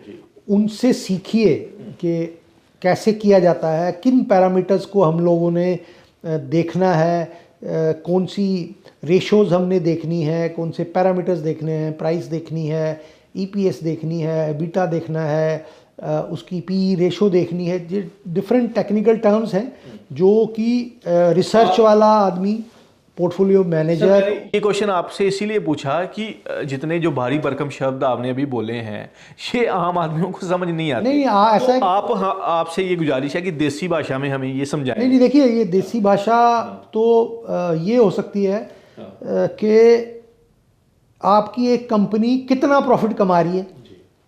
एक कंपनी में 1% का कोई हिस्सेदार है, जिसकी एक आम रिटेलर जो उसमें इन्वेस्ट कर रखा है, जिसने 0.1% या 1% या 2%, उसके हिस्से में उस साल में कितना प्रॉफिट उसके हिस्से में आ रहा है, ठीक है, उस हिसाब से उसकी वैल्यू बन जाएगी, उसकी बुक वैल्यू बन जाएगी कि उसके शेयर की वैल्यू कितनी है मार्केट में अगर वो कल को, और उस वैल्यू के हिसाब से उसकी मार्केट की कीमत कितनी है। तो हमेशा जो आपकी वैल्यू होती है, जितना एक परसेंटेज के हिसाब से किसी शेयर होल्डर का प्रॉफिट का हिस्सा होता है, उसके मल्टीपल्स में स्टॉक मार्केट में प्राइस होती है। मतलब जैसे आप अगर फॉर एग्जांपल रिलायंस का आज 1200-1300 रुपये का शेयर है, तो वो 25 के मल्टीपल पे है। तो इसका मतलब है कि आपका जो बुक वैल्यू जो उसकी है, जो EPS है, मतलब जो बुक वैल्यू, या आप बुक वैल्यू समझ लीजिए या वैल्यू, एक कंपनी के एक शेयर के बदले में कितना प्रॉफिट आया, उसके कितने मल्टीपल पे वो कंपनी जो है ट्रेड कर रही है मार्केट में, कि 1300 रुपये है तो इसकी EPS कितनी है, अर्निंग पर शेयर जिसकी मैं बात कर रहा हूँ, EPS कितनी है। तो उसके मल्टीपल से भी आपको ये कैलकुलेशन लग सकती है कि मार्केट में ये जो स्टॉक है उसमें को भी फर्दर बाइफरकेट किया जाएगा कि क्या ये ए क्लास स्टॉक है या बी क्लास स्टॉक है या ऑर्गेनाइज सेक्टर का स्टॉक है या अनऑर्गेनाइज सेक्टर का स्टॉक है, तो क्या वो जो उसका कितने मल्टीपल पे ट्रेड कर रहा है, क्या वो 25 मल्टीपल पे है, और क्या ये इस इंडस्ट्री की सारी कंपनियां 25 के मल्टीपल पे हैं, या अगर ये ए ग्रुप की कंपनी है तो ये 35 के मल्टीपल पे है और इसी में बी ग्रुप की कंपनियां 25 के मल्टीपल पे हैं, तो ये एक जेन्युइन रेट है, ये आपकी एक कैलकुलेशन होगी। तो अगर ये 45 के मल्टीपल पे है तो इसका मतलब है ये स्टॉक बहुत महंगा है, ओवर वैल्यू है, आपको इसको भी खरीदना नहीं है, बेचन या तो बेचिए, उसको प्रॉफिट बुक कर लीजिए, या उसका वेट करिए उसको नीचे आने का। तो सिमिलरली अगर वो जो 25 पीई की कंपनी है वो 15 पीई में अवेलेबल है और उसके अंदर सब कुछ चीज़ें ठीक हैं, उसका डेट रेशो जो है एज पर मतलब उसका लोन जो है, मैं आपको सिंपल भाषा में समझाऊं कि कैपिटल के हिसाब से उस कंपनी में लोन जो है कम है, कंपनी के ऊपर कर्जा कितना है, कर्जा कम है, या वो उसका मार्केट में शेयर कितना है, वो ऑर्गेनाइज्ड में है, अनऑर्गेनाइज्ड में है, ट्रेड कितना है, उसके इन्वेस्टर्स की क्रेडिट क्रेडेंशियल्स कैसे हैं, ठीक है, और जिस सेक्टर में वो है वो सेक्टर कैसा परफॉर्म कर रहा है, और वो 25 की जगह 15 में मिल ले, तो इसका मतलब है कि वो चीप वैल्यूएशन में है, तो आपको वो स्टॉक खरीदना है। मैं जिस तरह से आपसे डिस्कस कर रहा था कि एक कंपनी के एक शेयर के हिस्से में कितना उसका प्रॉफिट क्वार्टर में या एक महीने साल में आता है, उसके कितने मल्टीपल पे उसकी मार्केट वैल्यू है, वो जो लिस्ट मार्केट वैल्यू नहीं बात करूँगा, मार्केट प्राइस है जो स्टॉक मार्केट में, वो एक बहुत बड़ा फैक्टर है कि वो डिटरमिन करता है क्या ये आइडियल रेट है इन्वेस्ट करने का, क्या ये आइडियल रेट है प्रॉफिट बुक करने का, या क्या ये आइडियल रेट है इसको बाय करने का। तो जैसे मैंने आपको एक प्रैक्टिकल एग्जांपल बताई कि 25 एक पर्टिकुलर रिलायंस जिस फील्ड में है, अगर वो आज उस 25 पी की रेशो में, मतलब प्रॉफिट पर शेयर मल्टीप्लाइड बाय 25 की रेशो में अगर वो मार्केट में उसका स्टॉक मार्केट में उसका प्राइस है, तो वो एक आइडियल प्राइस है उसमें रुकने का और उसमें इन्वेस्ट करने का। और अगर यही चीज़ कल 35 पे मल्टीपल पे या 40 के मल्टीपल पे आ जाती है, तो वो जो है वो एक महंगा शेयर बन गया, उसमें आपको या तो प्रॉफिट बुक करके वेट करना है नीचे आके लेने का, या अगर आपके पास नहीं है और आप उसमें पैसा डालना चाहते हैं तो आप उसको वेट करिए कि वो वैल्यूज़ जो हैं वो नीचे आएँ और फिर ही आप उसमें एंटर करिए। सिमिलरली आप दूसरी किसी बी क्लास कंपनी में आए इसी सेक्टर की, अगर वो 15 की पी पे कर रहा है ट्रेड, मतलब उस 15 की पी पे ट्रेड कर रहा है, तो वो एक लिक्विडेटिव वैल्यूएशन है, उस वैल्यूएशन में आपको पैसा डालना चाहिए। तो यही मैं आपको समझा रहा हूँ कि आप एक ये बहुत बड़ा पैरामीटर है जिसमें कि आपकी बुक वैल्यू के हिसाब से कितने मल्टीपल पे स्टॉक है और आपके ईपीएस अर्निंग पर शेयर के हिसाब से कितने मल्टीपल पे उसकी प्राइस है मार्केट में, स्टॉक मार्केट में। ये दोनों चीज़ें एक बिल्कुल बेसिक फैक्टर हैं। वो आप जो है वो आप आज की डेट में, तो पहले तो हम लोग बैलेंस शीट देखते थे, क्वार्टरली बैलेंस शीट देखते थे, सब कुछ देखते थे। आजकल के रिटेलर इन्वेस्टर के तो वो फिंगर टिप्स में हैं, वो तो आप गूगल में आप डालेंगे कि इस कंपनी की पी कितनी है, इस कंपनी की बुक वैल्यू कितनी है, इस कंपनी ये कितने मल्टीपल पे ट्रेड कर रही है, इसके फाइनेंशियल कैसे हैं, इसका पिछले क्वार्टर का रिजल्ट क्या है, इसके 5 साल की बैलेंस शीट क्या है। तो आपको जर्नल सोर्सेज के अलावा रिलायबल सोर्सेज भी वहाँ मिलेंगे सर्च इंजन के थ्रू, जिससे आप उस सारी नॉलेज को निकाल सकते हैं और उसके हिसाब से अपना इन्वेस्टमेंट डिसीजन ले सकते हैं। लेकिन आपका सवाल ये था कि क्या जो आदमी ये नहीं जानता वो क्या करे, तो वो पहले तो एक रिसर्च टीम के डिसीजंस पे रिलाय करके एंटर करे, पोर्टफोलियो मैनेजर्स के थ्रू एंटर करे, ठीक है। और फिर धीरे धीरे वो इस फील्ड में जिन जिन कंपनियों में उन्होंने इनकी इन्वेस्टमेंट करी है उन कंपनियों के बारे में पढ़ना शुरू करे, जानना शुरू करे, सेक्टर के बारे में, कंपनी के बारे में, प्रमोटर्स के बारे में, टैक्सेशन के बारे में, गवर्नमेंट पॉलिसीज़ के बारे में। वो धीरे धीरे जब उसका पैसा बढ़ेगा या उसका पैसा कम होगा, दोनों तरफ पे उसका इंटरेस्ट अपने आप बनेगा, वो उस चीज़ को सीखेगा धीरे धीरे और उसको डेफिनेटली फिर वो उसमें अपना एक्सपोजर बढ़ाएगा और फिर उसमें प्रॉपरली वो फाइनेंशियल लिटरेसी की तरफ एक अपना कदम बढ़ाएगा। और कहीं ना कहीं जब उसको ये लगेगा कि उसकी जॉब या उसकी बिजनेस से बेटर रिटर्न्स इसमें आ रही हैं, तो वो अपना थोड़ा सा क्वालिटी टाइम इस बिजनेस को देगा, इस बिजनेस को देगा, तो वो उसमें पैसा आएगा। रुपए का सवाल पेंडिंग है जी। सवाल ये है कि हम कितने अमाउंट से शेयर मार्केट में इन्वेस्ट कर सकते हैं, लेकिन ज़्यादातर लोगों का ये होता है कि मेरे पास इतने पैसे नहीं है या कम नहीं है। नहीं, ऐसा कुछ नहीं है। कितने पैसों से हम शेयर मार्केट का काम शुरू कर सकते हैं? पैसा तो हर आदमी की अपनी अर्निंग है, हर आदमी की अपनी सेविंग है, हर आदमी की अपनी कैपेसिटी है, और सबसे इम्पॉर्टेंट हर आदमी की अपनी रिस्क एपिटाइट है कि वो कितना पैसा रिस्क को एक्सपोजर देना चाहता है। तो अगर आप 5,000 रुपया भी महीना सेफली निकाल सकते हैं, आप 50,000 रुपया महीना भी निकाल सकते हैं, 5 लाख रुपया भी निकाल सकते हैं, तो इन सारे फैक्टर्स को देखते हुए जो मैंने पीछे बोले आपसे, और 50 लाख रुपया भी कर सकते हैं, 5 करोड़ भी कर सकते हैं, ये तो आप पे डिपेंड करता है। लेकिन इसमें कोई ऐसी लिमिट नहीं है। पहले किसी टाइम पे ऐसा था कि जब फिजिकल स्टॉक्स थे तो 100 मिनिमम आपको स्टॉक्स लेने हैं, तो 100 की वैल्यू बनी 2 लाख, 5 लाख महंगी कंपनी की, 4 लाख तो आप नहीं ले सकते थे। अब तो आप एक के डिनोमिनेशन में स्टॉक ले सकते हैं। अगर आपके पास आपने रिलायंस एक शेयर लेना है तो 1300 रुपये से भी आ जाएगा। इवन कि मैंने 10 रुपये का कोई शेयर लेना है तो वो भी मैं ले सकता। हाँ, 10 रुपये का, ठीक है ना। अगर आपने LNT लेना है तो 35 रुपये का एक शेयर, 3500 रुपये का एक शेयर है, तो उसमें आप वो भी ले सकते हैं ना। आपने J&K बैंक लेना है तो 105 रुपये का शेयर है, तो उतने में भी ले सकते हैं। और मल्टीपल ऑफ 1 के लॉट से जितना पैसा चाहें। तो इसमें जैसे मैंने आपको बोला कि लिक्विडिटी टू एनकैशमेंट में कोई हिंड्रेंस नहीं है, उसी तरह इन्वेस्टमेंट में भी कोई लिमिट नहीं है। जितना पैसा आपके पास सेविंग का है, जितना पैसा आपका इजीली आप इन्वेस्ट कर सकते हैं, उसको आप थोड़े टाइम के लिए होल्ड कर सकते हैं। और जितना आपका रिस्क एपिटाइट है कि आपको लगता है कि इतने रिस्क से ज़्यादा मेरे को नहीं लेना चाहिए, उतना रिस्क आप लें और उतना ही पैसा आप इसमें डालें। सर, जैसे हम नॉर्मली बात करते हैं कि बैंक में हमने FD करवा दी, लाख रुपए की FD करवा दी, बैंक का जो भी ब्याज हुआ 6%, 7%, 8%, हमें पता है कि हमें साल बाद इतने पैसे मिलने हैं फिक्स। शेयर मार्केट में हम एक अंदाजे से क्या उम्मीद रखें कि हमें कितना हमें प्रॉफिट हो सकता है? ये सब चीज़ें, एक सिंपल फार्मूला ये है इसमें स्टॉक मार्केट में कि जितनी मार्केट परफॉर्म कर रही है पिछले 10 साल में या 15 साल में या 25 साल में, किस परसेंटेज के साथ वो मार्केट ने ग्रो किया है एनुअलाइज्ड यील्ड के हिसाब से।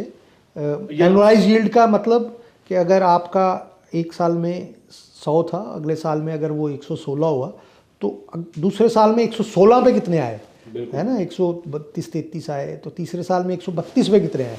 तो उसके हिसाब से कंपाउंडिंग इफेक्ट के साथ अगर पिछले 15 साल, 20 साल, 25 साल आपको देखें, और आप साथ में ये देखें कि जो आप कंपनीज में इन्वेस्ट कर रहे हैं, वो कंपनीज ने या जिन स्कीम्स में या जिन म्यूचुअल फंड्स में या जिन स्ट्रक्चर प्रोडक्ट्स में या जिन शेयर्स में आप इन्वेस्ट कर रहे हैं, उनकी परफॉर्मेंस उस मार्केट की एवरेज परफॉर्मेंस से या उस इंडेक्स की एवरेज परफॉर्मेंस को कितना आउट परफॉर्म कर रही है, ठीक है। तो वो एक पैरामीटर आप देख सकते हैं कि जैसे अगर हमारी इंडियन मार्केट में निफ्टी अगर एनुअलाइज यील्ड पिछले 25 साल में 16% है, तो क्या मेरा स्टॉक 20%, 21%, 25% परफॉर्म कर रहा है? क्या वो फंड जो है उसको इतना आउट परफॉर्म कर रहा है, म्यूचुअल फंड? क्या वो कंपनी इतना, उसकी जो रिटर्न्स है वो आउट परफॉर्म कर रही है? तो एक उसको पैरामीटर लेके आपको उसमें जाना चाहिए। और अगर आप एक प्रॉपर वेल बिहेव्ड, डिसिप्लिन्ड और लर्नड और टेक्निकली साउंड आदमी की तरह इन्वेस्ट करेंगे तो और आपका क्वालिटी ऑफ स्टॉक अच्छा होगा, तो डेफिनेटली आप इंडेक्स को आउट परफॉर्म करेंगे और उससे ऊपर ही 4-5-6%। और मल्टी बैगर हुआ तो तब तो आप कुछ भी फिगर उसके लिए वेग फिगर भी कैलकुलेट कर सकते हैं, उतना रिटर्न क्रिएट करेंगे। हाँ, ये है कि आप बेस को, आप जो इंडेक्स की परफॉर्मेंस है उसको आप एक बेस लेवल मान सकते हैं कि हाँ, मेरा पैसा 16% एनुअलाइज यील्ड के हिसाब से ग्रो होगा। लेकिन सर एक ना हमने ये चीज़ देखी है कि हर समय का एक सेक्टर होता है, हर टाइम पे एक सेक्टर काम करता है। पहले जैसे कंप्यूटर्स वाली कंपनियां उठी, आईटी सेक्टर ने ग्रो किया, इंफ्रास्ट्रक्चर सेक्टर ने ग्रो किया, फिर एनर्जी सेक्टर वाले आ गए, फिर ईवी वाले आ गए। तो आपको क्या लगता है कि नेक्स्ट हम जो 4-5 साल 10 साल जो देखेंगे वो किस सेक्टर के देखेंगे कि ये समय इनका है? इसमें मैं ओवरऑल 4 सेक्टर्स की बात करूंगा। एक तो आईटी सेक्टर ने पिछले 4 साल में जो यूरोपीय, हाँ, वो जो अमेरिकन इन्फ्लेशन का इश्यूज थे, एम्प्लॉयमेंट के इश्यूज थे, यूक्रेन वॉर थी, इजराइल का ये टेंशन था, यूरोप में बहुत बड़ा जीडीपी ग्रोथ जो है बहुत निग्लिजिबल लेवल पे थी। इन सब चीज़ों को देखते हुए आईटी सेक्टर ने पीछे 4 साल परफॉर्म नहीं किया, लेकिन अब वो उस चीज़ से बाहर आ गया है। तो आईटी सेक्टर जो है एक डेफिनेटली परफॉर्म करेगा। फार्मा सेक्टर जो है उसने पीछे परफॉर्म नहीं किया है, काफ़ी टाइम से नहीं किया है। उसका भी देखिए, कंपनी कोई भी लॉस में नहीं गई हैं कंपनियां, कोई भी, लेकिन वो सेक्टर बड़ा नहीं, हाँ, कोई भी कंपनियां बंद नहीं हुई हैं, कोई भी इसमें ऐसा कोई मिसहैप या स्कैम नहीं हुआ इस इंडस्ट्रीज में, आउटग्रो ही किया है। तो आपको, जैसे मैं एक चीज़ पहले मैंने आपको एक टेक्निकल डिस्कस की ईपीएस के बारे में, बुक वैल्यू के बारे में, तो मल्टीपल के बारे में। तो अगर ये pharmaceutical companies, for example Sun Pharma, ठीक है, सन फार्मा जो है फॉर अभी तो बढ़ गया, लेकिन और किसी कंपनी की, ग्लेक्सोस्मिथक्लाइन की बात करें या डॉक्टर रेड्डी की बात करें या वो बाकी कंपनियों की बात करें, तो अगर वो 5 साल 6 साल पहले एक पर्टिकुलर 15 पीई पे मार्केट में थी, ठीक है, और आज भी अगर वो उस प्राइस से कुछ बहुत ज़्यादा नहीं बढ़ी है, तो आप ये देखिए कि 5 साल के उस एक पर्टिकुलर एक शेयर होल्डर को अपनी शेयर होल्डिंग के लिए 5 साल का प्रॉफिट और मिला। 5 साल का अगर प्रॉफिट और मिला तो उसकी जो 15 मल्टीपल का जो शेयर जो मार्केट में कोट हो रहा था, वो तो अब सिर्फ 8 मल्टीपल या 5 मल्टीपल ही रह जाएगा। देखिए, हाँ, अगर वो उसकी वैल्यू जो है, वो उसकी बुक वैल्यू 100 रुपया थी, वो 1500 था, और अगर आज उसकी बुक वैल्यू 200 रुपया हो गई, तो वो तो 7.5 मल्टीपल पे रह गया। तो वो तो एकदम चीप रेट पे मिल रहा है और बड़ा लिक्विडिटिव वैल्यूएशन पे मिल रहा है। तो हमें तो उसमें पैसा आज डालना चाहिए जी, ताकि आने वाले 5 साल में वो वापस अगर 15 पीई पे जाता है तो एटलीस्ट हम लोग वो पैसा अच्छे से 20% एनुअलाइज यील्ड के हिसाब से तो एक्सपेक्ट कर सकते हैं। इसके अलावा जो सबसे बड़ा फील्ड फार्मा और आईटी के बाद मैं देख रहा हूँ, वो ग्रीन एनर्जी का देख रहा हूँ। ग्रीन एनर्जी में चाहे आप ईवी की बात करें, चाहे आप हाइड्रोजन टेक्नोलॉजी की बात करें, चाहे आप सोलर की बात करें, ठीक है, तो इस तरह की जितना भी काम ग्रीन एनर्जी पे हो रहा है, तो उस पे जितना भी कुछ भी कंपनीज, कुछ भी टेक्नोलॉजीज, कुछ भी जो भी बिजनेस आएंगे, वो एक बहुत बड़े ग्रोथ के साथ आएंगे और फ्यूचर के बिजनेसेस वही हैं। आप देखिए ईवी वाली को बेसिक जो बैटरीज और लिथियम और वो उन सब चीज़ों में है, वो रिलायंस ने उसमें एंट्री ले ली, हाइड्रोजन ने उसमें एंट्री ले ली, सोलर में और हाइड्रोजन में अडानी ने एंट्री ले ली। तो कहीं ना कहीं वो लोग विजनरी लोग हैं। गुजरात में बहुत बड़ा पार्क भी शुरू किया है जी। तो कहीं ना कहीं वो देखिए, बाकी आपस में पॉलिटिकल उनकी कंफर्ट लेवल कितने हैं गवर्नमेंट्स के साथ, यहाँ वहाँ बाहर, वो अलग चीज़ें हैं, लेकिन कहीं ना कहीं वो इतने उनके पास प्रोफेशनल्स हैं, इतने विजनरी लोग हैं और टीम्स हैं कि कहीं ना कहीं तो वो देख रहे हैं कि इसमें फ्यूचर यही है। तो और मैं आपको ये भी बताऊं कि हमारा जो बेस्ट परफॉर्मिंग स्ट्रक्चर प्रोडक्ट्स हैं जो मेरी कंपनी के हैं, उनमें लार्ज कैप और ग्रीन पोर्टफोलियो, ये ऐसी 2 स्ट्रक्चर्ड प्रोडक्ट्स हैं कि हम लोग जो इन सेक्टर्स में हम लोग इनको सेग्रीगेट करके अगर इनमें पैसा डाल रहे हैं, तो वो बाकी सारे स्ट्रक्चर प्रोडक्ट्स से और बाकी सारी इंडस्ट्रीज से बहुत बढ़िया परफॉर्म कर रहे हैं। मतलब अगर मैं ग्रीन वाले की बात करूं तो वो तो अभी जो एवरेज उसने अगर पिछले 2-3 साल में ही इस इंडस्ट्री ने पकड़ करी है मार्केट में, तो हम लोग 40% से ज़्यादा उसमें 40% से ज़्यादा हम लोग उसमें रिटर्न दे पा रहे हैं। और लार्ज कैप वाले में तो हम लोग पिछले अगर 6 साल में भी ध्यान करें तो उसमें भी हम लोग 35% 36% के आसपास उसमें भी हम लोग जो है रिटर्न मेंटेन कर पा रहे हैं। बहुत बड़ी बात है। रिटर्न मेंटेन कर पा रहे हैं। तो ये इसलिए ही मैं आपको बार बार आपको एक इमर्जिंग सेक्टर्स और लार्ज कैप्स, इन दो को अगर आप एक थोड़ा सा बेसिक इन्वेस्टमेंट का थोड़ा सा उसको उस पर जब भी आप इन्वेस्टमेंट डिसीजन लेते हैं तो इनको आप बेसिकली इन दो चीज़ों पे अगर करेंगे तो अगर आप कम भी जानते हैं मार्केट के बारे में, नोविस भी हैं, तो आप कभी भी नुकसान करके इस मार्केट में से नहीं निकलेंगे। सर एक चीज़ जो है वो आमतौर पे मार्केट में देखने को मिलती है, लोग बड़ी जल्दी पैनिक हो जाते हैं।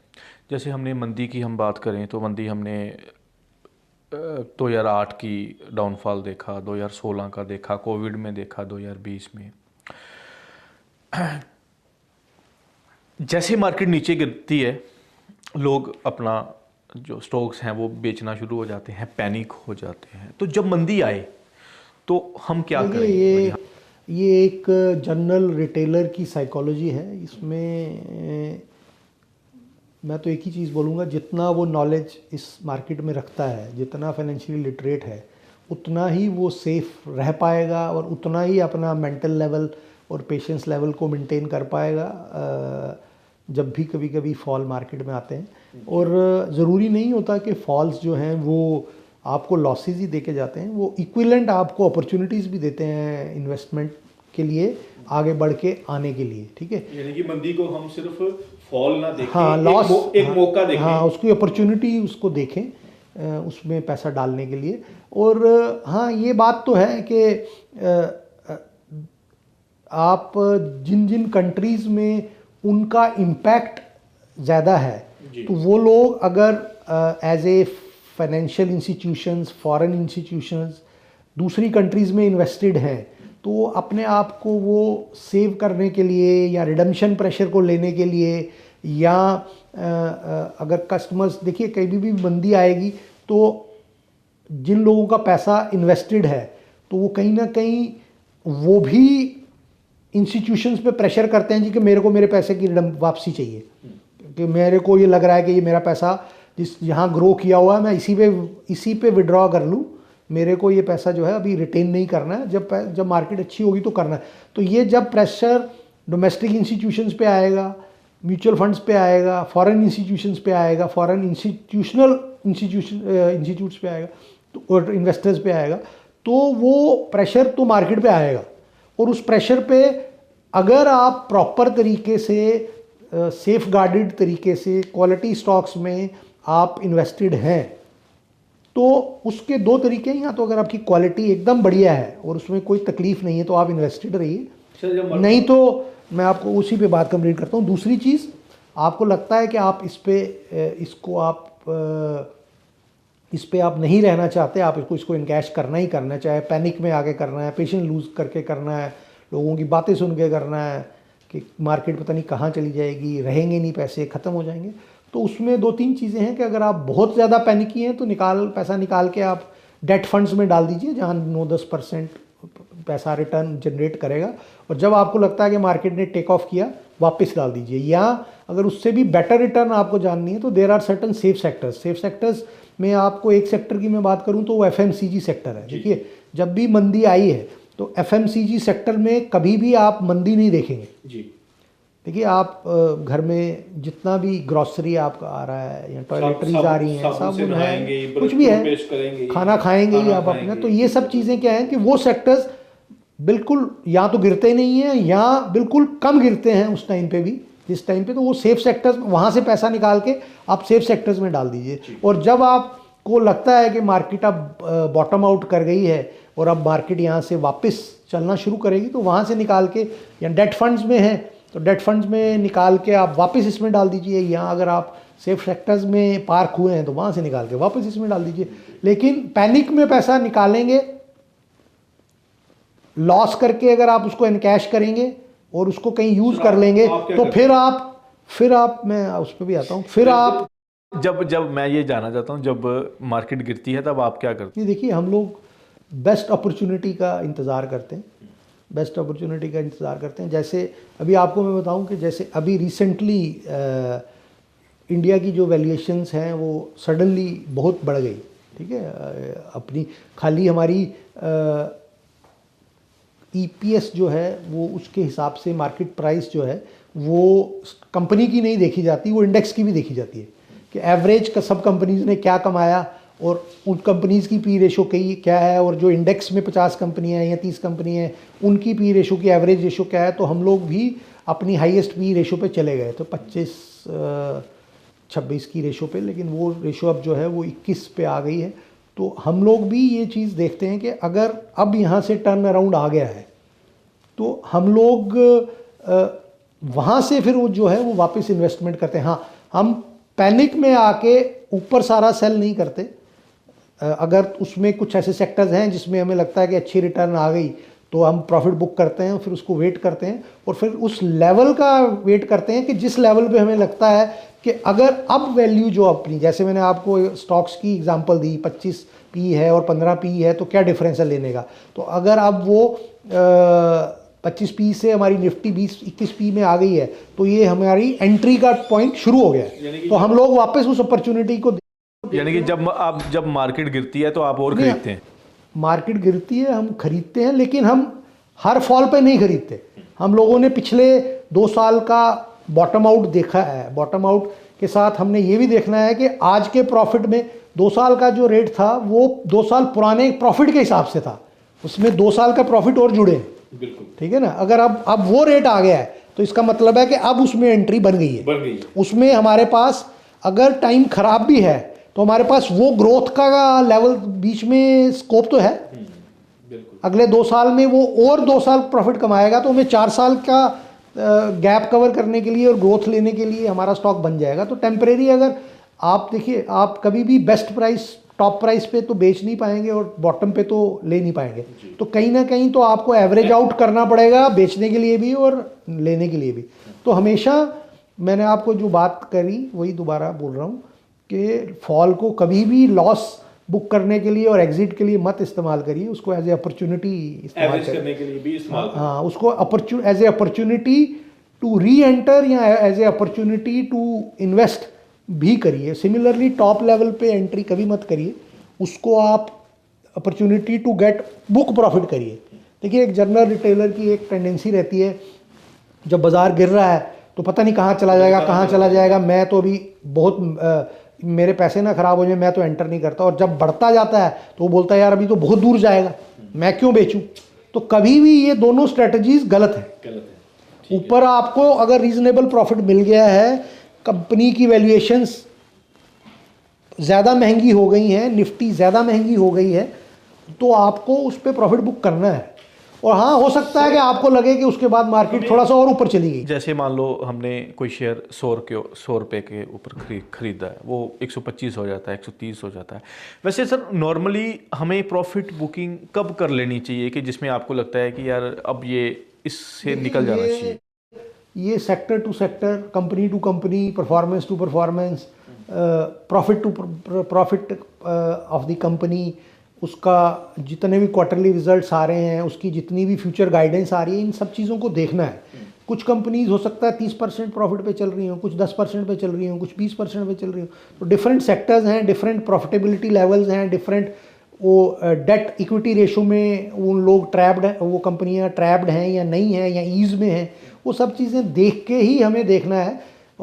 किसी कंपनी में अगर वो डेट इक्विटी रेशो ज़्यादा है तो उसमें लो प्रॉफिटेबिलिटी होगी, उस प्रॉफिट को कंसीडर करते हुए अगर 20-30% में हम बुक कर रहे हैं तो बुक करें, ठीक है। और कई कंपनियां ऐसी हैं जिसमें हमें लगता है कि यार इसमें तो अभी गुंजाइश है, इसके प्रॉफिट्स और आ रहे हैं, सेक्टर अच्छा परफॉर्म कर रहा है, अगले 2 क्वार्टर और वेट करते हैं, हो सकता है उसमें हम एग्जिट जो है वो 50% ग्रोथ पे लें। क्यों? हमें उसकी जो वैल्यूएशंस हैं वो चीप लग रही हैं अभी भी। देखिए, तो ये खेल सारा वैल्यूएशंस का ही है कि वैल्यूएशंस अगर महंगी हैं तो आप प्रॉफिट बुक करिए, और अगर वैल्यूएशन सस्ती हैं, आपको प्रॉफिट आ रहा है, तो आपके पास गुंजाइश भी है और आपको वेट भी करना चाहिए प्रॉफिट को आपने मैक्सिमाइज करने का। सर, एक चीज़ हमें और देखने को मिलती है कि आज का जो यूथ है वो सोशल मीडिया पे, रील्स पे या यूट्यूब पे सुन के इंफॉर्मेशन लेके इन्वेस्ट कर देता है। वैसे भी अगर हम इंटरनेट पे बात करें तो बहुत सारा जो है वो नॉलेज है, एक्सेस ऑफ नॉलेज है इंटरनेट पे। कौन सी नॉलेज सही है, कितनी सही है, इसका कैसे पता लगे? वो उसके कि वो एक्सेस ऑफ नॉलेज से ज़्यादा एक्सेस ऑफ नॉलेज है। तो अपने को देखिए, ये बार बार जो आपने भी शुरुआत में पहले दूसरे सवाल में भी पूछा और मैंने भी बार बार इस चीज़ को स्ट्रेस दिया कि फाइनेंशियल लिटरेसी यहाँ पे फिर बहुत बड़ा रोल प्ले करती है, बहुत बड़ा रोल प्ले करती है। अगर आप फाइनेंशियली लिटरेट हैं और वो जो यूट्यूब वाले इन्फ्लुएंसर्स भी इस मार्केट में हैं, एडवाइज़र भी इस मार्केट में हैं, बड़े बड़े रिसर्च एनालिस्ट भी इस मार्केट में हैं, तो कुछ ऐसे भी हैं सर जो कहते हैं आज हमने इतना कमाया, आज हमने इतना कमाया। वो सब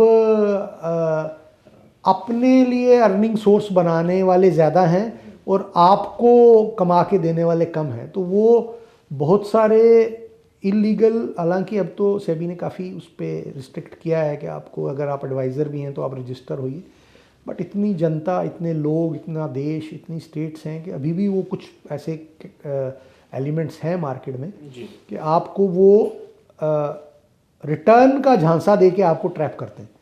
एक तो उसमें उसके बीच में नहीं आना है। दूसरा, मैंने आपको वही फाइनेंशियल लिटरेसी को बार बार इसलिए बोल रहा हूँ कि अगर वो आदमी जो यूट्यूब पे बोल रहा है, जिसकी आप सुन रहे हैं, जो आपको नॉलेज दे रहा है, उस नॉलेज से आप अपनी नॉलेज बैंक को अपडेट करिए और उस नॉलेज बैंक को अपडेट करने के बाद उसको प्रॉपरली रिफाइन करके फिर अपना इन्वेस्टमेंट डिसीजन लीजिए।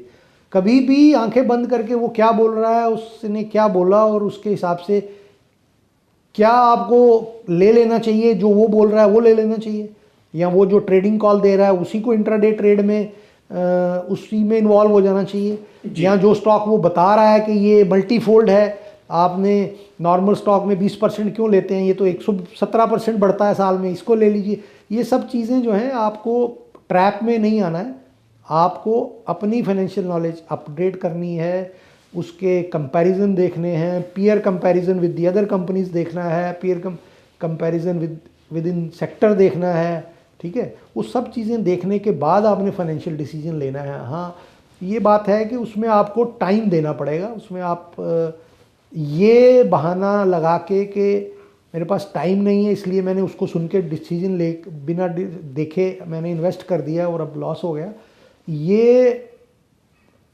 आपकी अपनी कमज़ोरी और आपकी है। इसमें आप ये नहीं कह सकते कि ये मार्केट ख़राब है या ये ट्रेड ख़राब है, ऐसा नहीं है।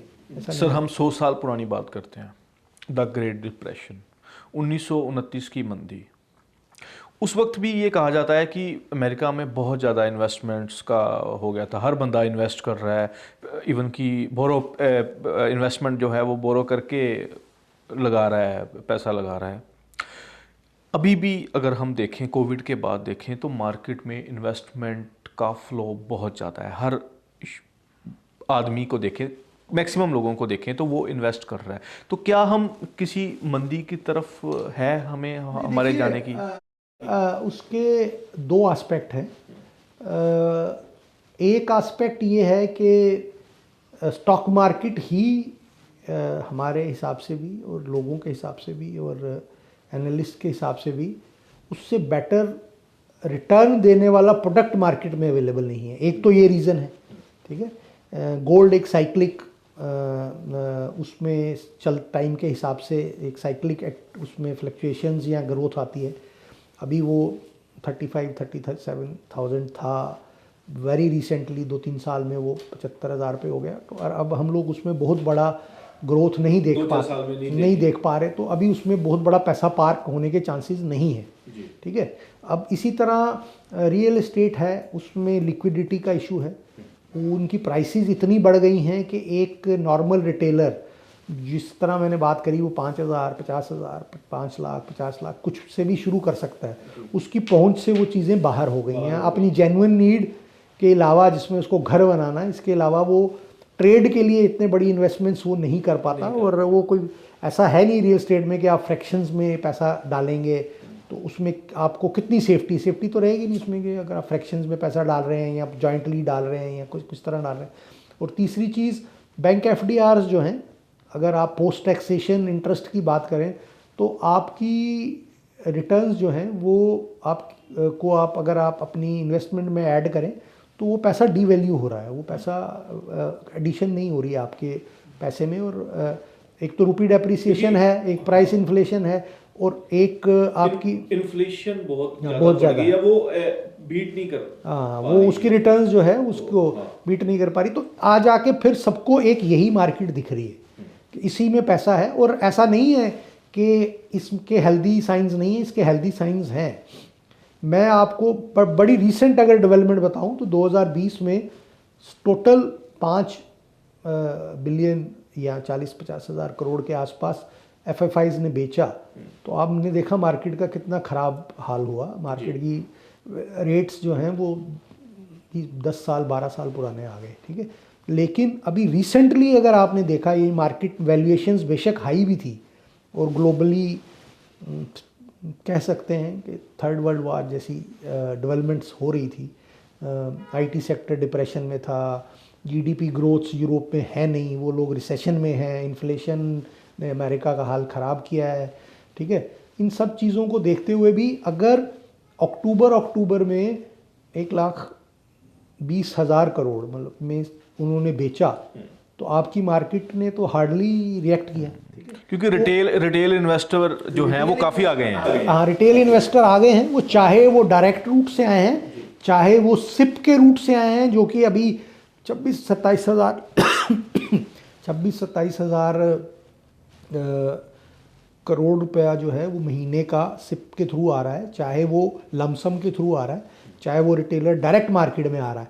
तो उन लोगों ने 80,000-85,000 करोड़ रुपए की सपोर्ट मार्केट में दी प्राइसेस को कंटेन करने में, या उस फॉल पे उन्होंने अपनी इन्वेस्टमेंट्स पार्क की। तो उस चीज़ ने मार्केट को स्टेबल कर दिया। और एक बार वो टेम्परेरी, मैं बहुत बड़े इमीडिएटली रिटर्न तो नहीं देख रहा हूँ कि वापस ये जंप आ जाएगा, लेकिन पिछले 200 दिन की पुराने रेट्स जब 23,200 के आसपास का निफ्टी का इंडेक्स आया तो वहाँ से इमीडिएटली मार्केट ने रिवर्सल लिया। वहाँ से लोगों ने best level to reenter देखा, और ये अभी मार्केट जो है एक हफ्ते में वापस 24,500 है।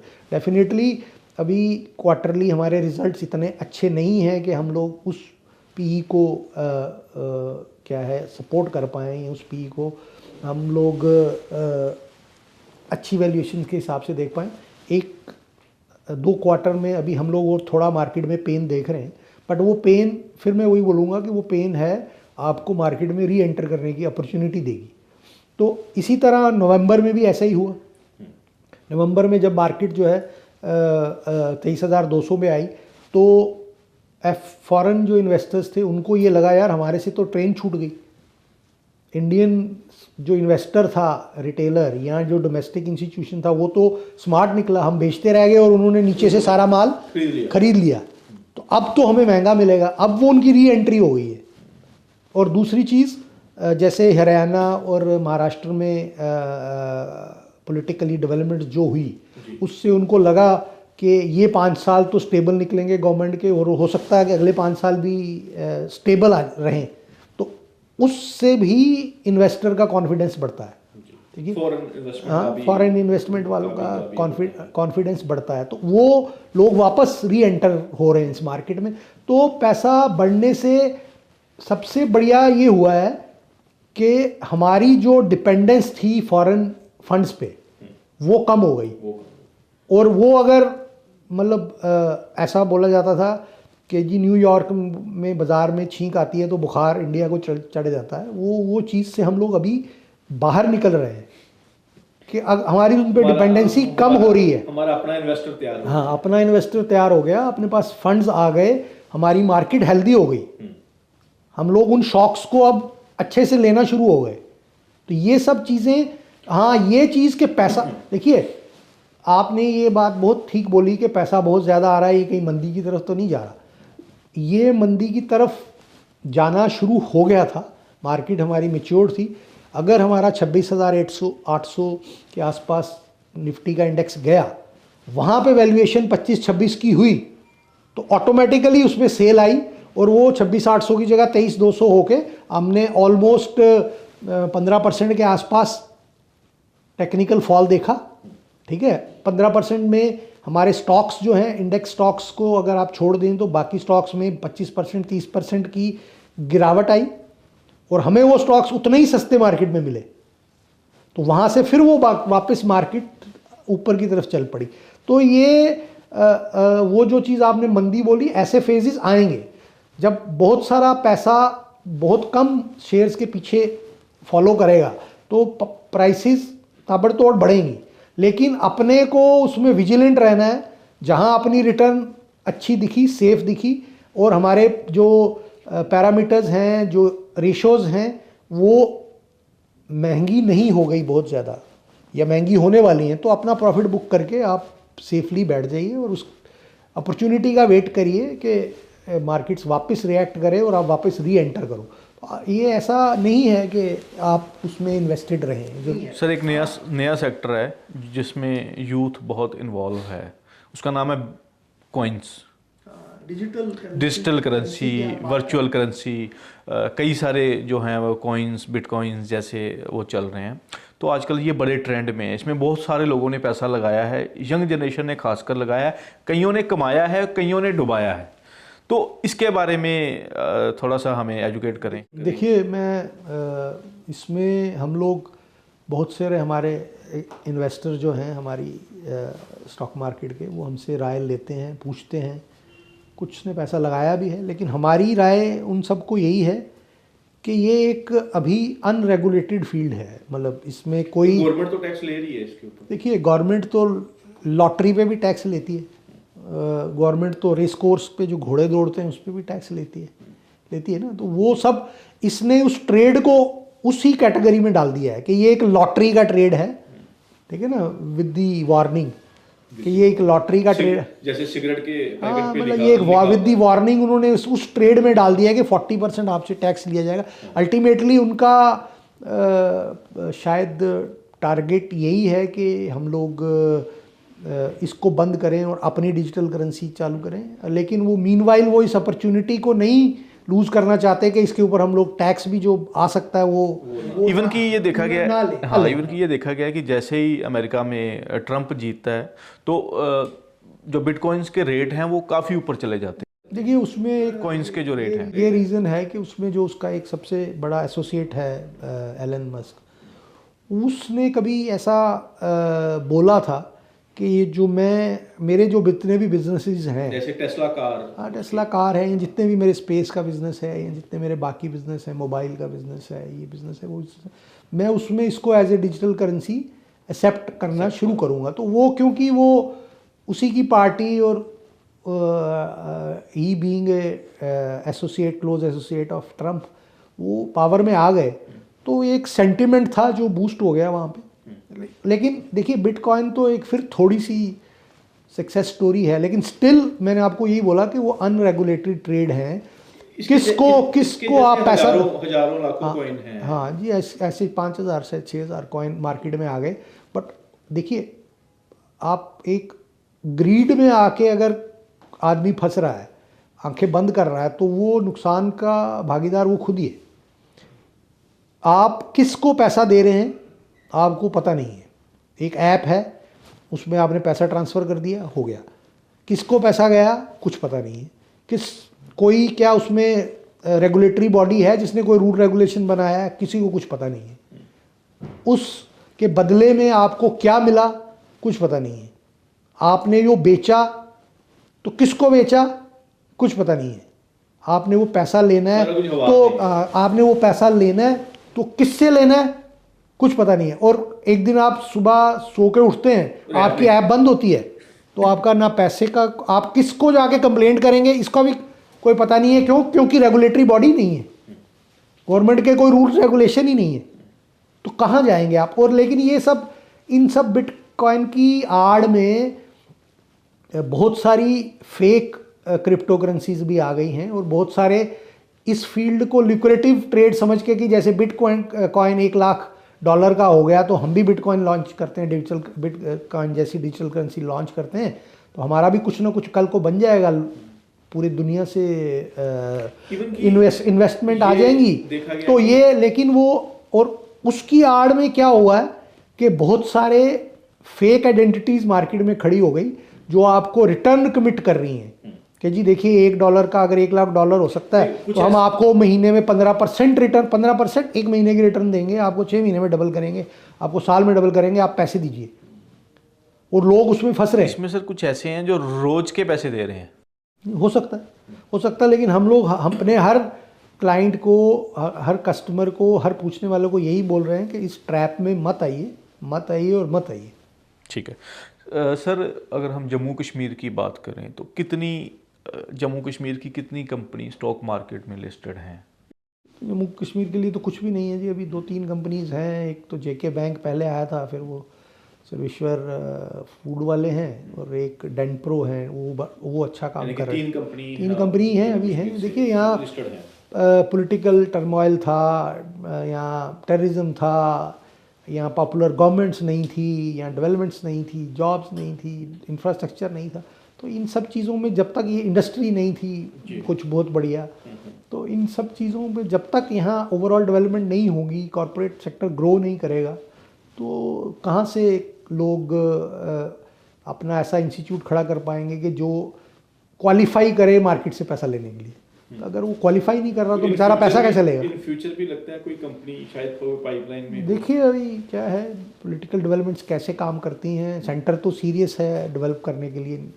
यहाँ के लोकल जो पार्टीज़ हैं पॉलिटिकल, जो रूलिंग में हैं, उनके साथ कैसा कोऑर्डिनेशन रहता है, कैसा ट्रेड डेवलप होता है, इंडस्ट्री डेवलप होती है, इंफ्रास्ट्रक्चर डेवलप होता है। तो इन सब चीज़ों पे देख के अभी ये लॉन्ग स्टोरी है। अभी तो मेरे को कोई इमीडिएट तो इतना मार्केट में दिखता नहीं कि हम लोग कुछ कर पाएंगे।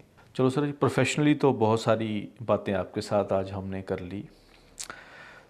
आप इंडिया के top most college Shri Ram college से पास आउट हैं। आप किसी भी फील्ड में जा सकते थे सर, आपने शेयर मार्केट ही कोई क्यों चुना, और शेयर मार्केट से शेर खान तक का जो आपकी जर्नी है वो कैसी रही, वो हमें थोड़ा सा बताएं।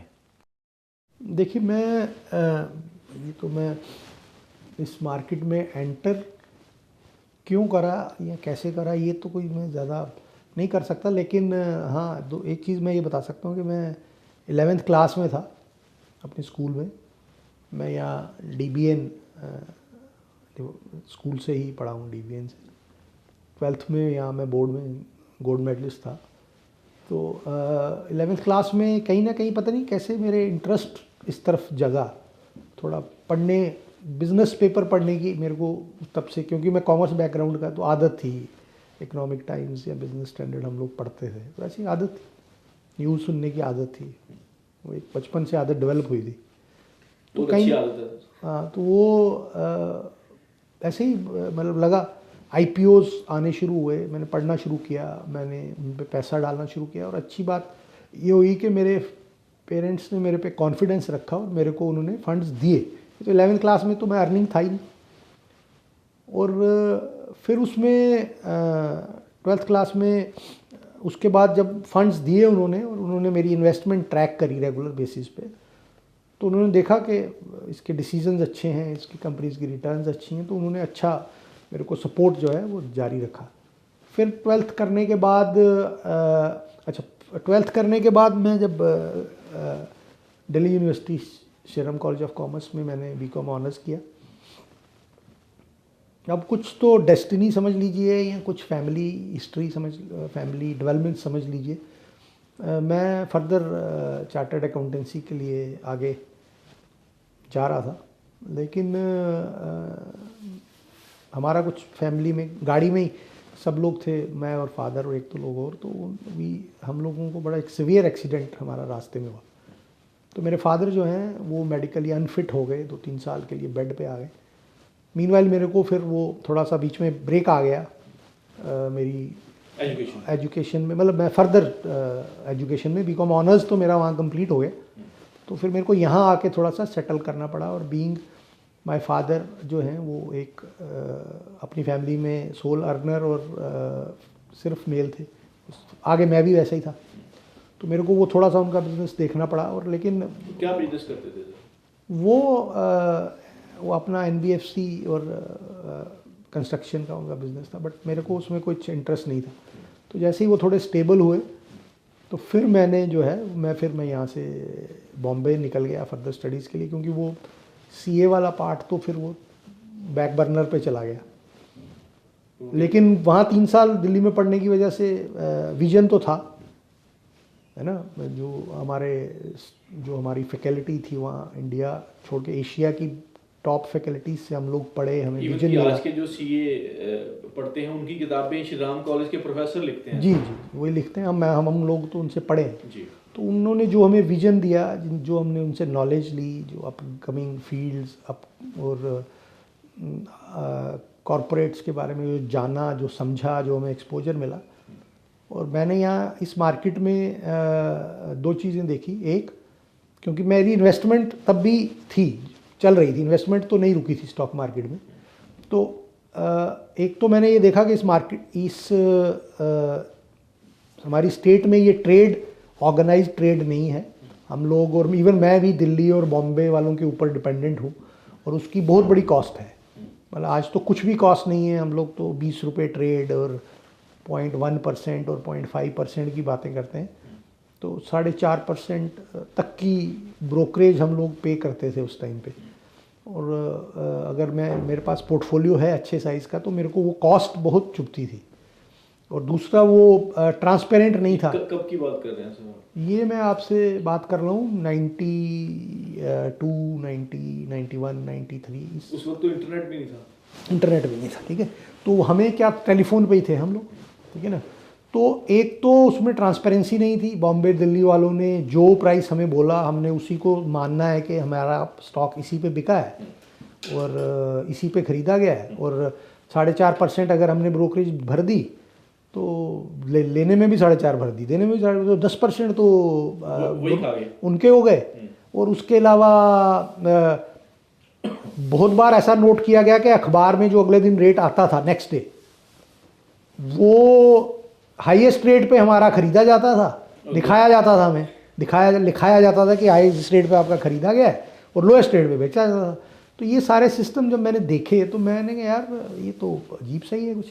और दूसरा, यहाँ पे वो ट्रेड नहीं था ऑर्गेनाइज तरीके से। यहाँ पे कुछ लोग थे, प्राइवेट क्लब्स की तरह काम करते थे, उसमें कुछ ऐसा क्लैरिटी नहीं थी भी। कुछ लोग जेन्युइन भी थे, कुछ लोग ऐसे भी थे। उसमें फाइनेंशियल कमिटमेंट लोग पूरा नहीं करते थे। कह दिया और बाद में नहीं किया, स्टॉक्स बेच दिए और नहीं दिए, तो क्या करोगे आप? कुछ तो रेगुलेशन है नहीं, कहीं तो आपका ट्रेड रजिस्टर है ही नहीं। तो फिर मैं बॉम्बे निकल गया। मैंने वहाँ पे पूरा उसको स्टडी किया। मैंने वहाँ स्टॉक मार्केट को में प्रोफेशनली काम करने के लिए NCFM करके एक गवर्नमेंट का इंस्टीट्यूशन है, national certification of financial management उसको बोला जाता था। वहाँ पे मैंने फिर ये सारे की सारी जो नॉलेज थी प्रोफेशनल और टेक्निकल, वो पूरी की पूरी मैंने गैदर करी। उनके एग्ज़ाम्स मैंने सारे पास करे और उसके बाद अपनी सर्टिफिकेशंस मैंने ली।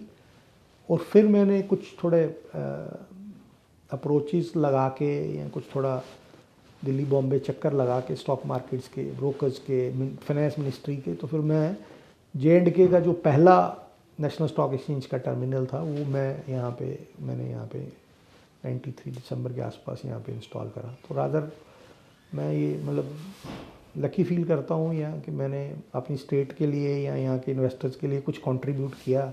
और इस ट्रेड को एज ए ऑर्गेनाइज्ड ट्रेड और रियल टाइम बेसिस पे, ट्रांसपेरेंट बेसिस पे और प्रॉपर सेटलमेंट्स के साथ और प्रॉपर सब चीज़ों के साथ यहाँ पे उस ट्रेड को मैं लाया और फिर इसको मैंने अच्छे से चलाया। तो बस वही है, उसके बाद फिर चल ही रहा है। तो इनिशियली मैंने तो अपनी कॉस्ट कम करने के लिए इस चीज़ को लाया था, लेकिन बाद में जब मैंने देखा कि अगर कॉस्ट कम, मेरी तो कॉस्ट कम हो गई, तो अगर इस बिज़नेस को यहाँ लाने से मेरे को बिजनेस भी जनरेट होता है, तो क्यों ना बिजनेस जनरेट किया जाए। तो इस हिसाब से आप शेयर मार्केट से जुड़े। मैं शेयर मार्केट से जुड़ गया इस मार्केट से। इसमें एक थोड़ा लाइट ह्यूमर की मैं अगर आपसे इसमें एक बात करूं तो मैं थोड़ा बहुत एस्ट्रोलॉजी में बिलीव करता हूं। तो यहाँ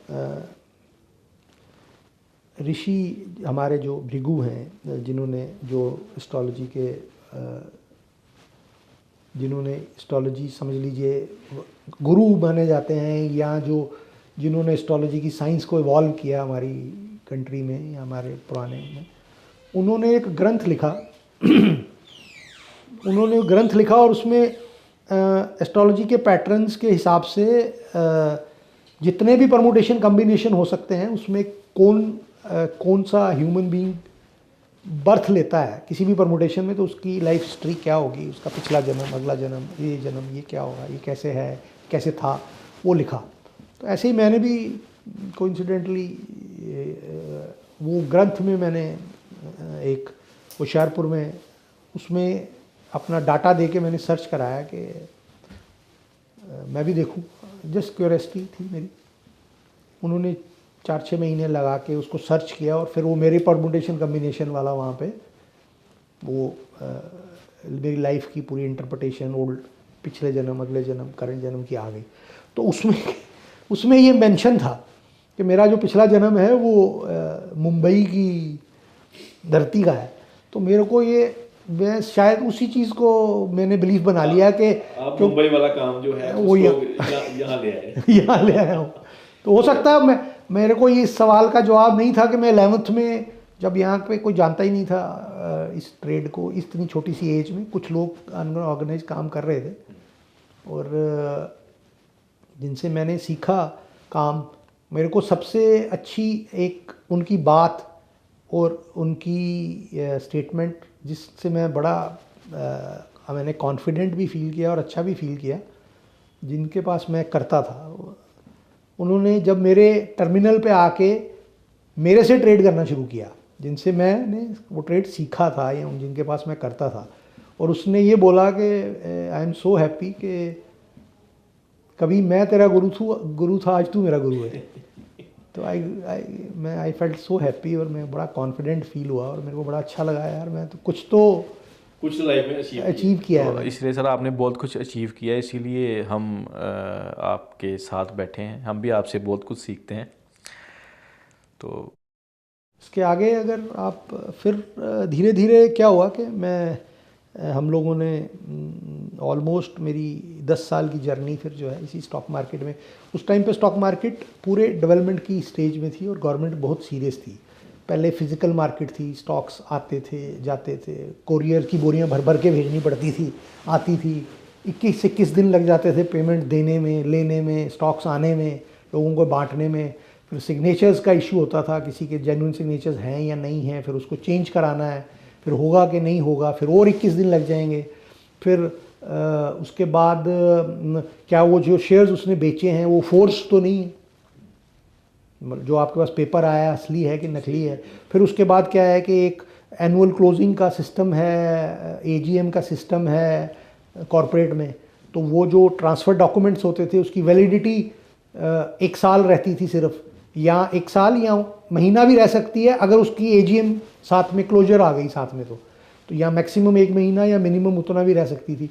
तो ये सब बड़ी सारी तकलीफ़ें थी, बट गवर्नमेंट सीरियस थी उस बारे में। फिर धीरे धीरे उन्होंने इस सब चीज़ों को हटाना शुरू किया। फिर हम लोग भी उसी तरह से ग्रो करने लग पड़े। हम लोग पहले फ़िज़िकल हुआ, फिर पार्टली फ़िज़िकल हुआ और पार्टली इलेक्ट्रॉनिक फॉर्म में हुआ।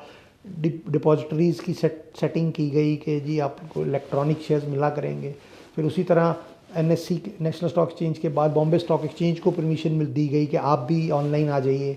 फिर धीरे धीरे हमारे यहाँ पे जो फ्यूचर ऑप्शंस का ट्रेड था वो रेगुलेटेड आ गया। पहले वो बदला ट्रेड बोला जाता था, वो भी कुछ प्रॉपर उसको आप ये समझे कि ट्रांसपेरेंसी कम थी उसमें, या जैसा भी था वो।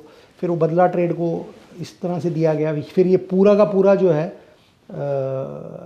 डीमैट वाली शेप में, इलेक्ट्रॉनिक शेप में स्टॉक्स चले गए। तो सिर्फ मोबाइल में रियल टाइम हो गया, ऐप हो गई। हाँ जी, हाँ जी। तो इसी तरह से हम लोगों ने वो सारे फेज़ देखे, और खाली ये फेज़ नहीं देखे, उसमें उसके साथ साथ जितने स्कैम्स हुए वो भी देखे। तो उस स्कैम्स ने हमें पूरा प्रॉपरली वेदर कर दिया है कि हम अब उन स्कैम्स के लिए पूरा इक्विप्ड हैं। रिस्क सर्वेलेंस क्या है, क्योंकि कस्टमर अगर लॉस करता है और मैं तो आंसरेबल भी हूँ और पेएबल भी है, मेरी रिस्पॉन्सिबिलिटी है स्टॉक मार्केट को पैसा देने की। तो वो रिस्क सर्वेलेंस भी हमने प्रॉपरली सीखा, ठीक है, अपने पूरा इस सिस्टम को सीखा। वो सारी चीज़ों से हम लोग निकल के पूरा मैच्योर हुए हैं, पूरा उन्होंने चक्की में हमें पूरा पीसा। तो और उसका फ़ायदा भी हुआ। आज पहला एनएसई टर्मिनल होने का और इस मार्केट में पहला आने का और इस्टेब्लिश करने का, और बाद में कंपटीशन भी आया, लेकिन उसका जो फ़ायदा है वो आज भी हमें है, क्योंकि हमने वो सारी स्टेजेस क्रॉस करी हैं और ख़ुद सीखी हैं।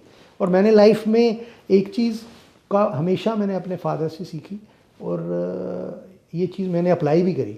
स्टॉक मार्केट में कोई भी स्ट्रेटजी आती है, कोई भी कंप्लायंस चेंजेस आती हैं, कोई भी डेवलपमेंट होती है, कोई भी आईटी के नए नए सिस्टम्स आते हैं, चाहे वो रिस्क सर्वेलेंस के हैं, चाहे वो कलेक्शंस के हैं, चाहे वो रिस्क मैनेजमेंट के हैं, चाहे वो ट्रेडिंग के हैं, चाहे वो हमारी इन हाउस एप्लीकेशंस हैं, तो मैं पहले उनको खुद से सीखता हूँ, पहले सीखता हूँ, उस पर काम करता हूँ, फिर स्टाफ को उसमें ट्रेंड करने के लिए देता हूँ और उनसे काम करवाता हूँ, ताकि मेरे को ये मैंने अपने फादर से ये, जैसे आपको बोला कि ये सीखा है कि एटलीस्ट कोई भी आपको लाइफ में घुमा ना सके। आपके से बात करने के दौरान आपके फादर का काफ़ी बार जिक्र आता है, तो मुझे लगता है कि आप अपने फादर से काफ़ी क्लोज थे। हाँ, ठीक है। I lost him 5 years back sadly, but मैं अपनी शायद ज़िंदगी का सबसे बड़ा लॉस वही लॉस मानता हूँ, क्योंकि एक तो फाइनेंशियल सपोर्ट तो अपनी जगह है, मेरे को बेस्ट उन्होंने एजुकेशन दिलाई, चाहे वो स्कूल था, चाहे वो कॉलेज था, चाहे वो बॉम्बे था। मेरी इन्वेस्टमेंट में उन्होंने सपोर्ट किया, मेरे को सिखाया लाइफ में प्रॉपर, मेरे को ग्रूम किया, मेरे को रिफ़ाइन किया, मेरे को बिज़नेस एथिक्स सिखाए, ठीक है। और फिर मेरे को उन्होंने इस बिज़नेस को डेवलप करने के लिए भी सपोर्ट किया फाइनेंशियली, और फिर मेरे को फ्री हैंड भी दिया। उन्होंने खाली सपोर्ट ही नहीं किया, उन्होंने कॉन्फिडेंस भी रखा कि मेरे को। आप कैसे फादर हैं? आपने भी अपने बेटे को इस बिजनेस में लेके आए? नहीं नहीं, देखिए मैं तो अभी थोड़ा युग बदल गया। मेरे बेटा और बेटी जो हैं, दो ही हैं।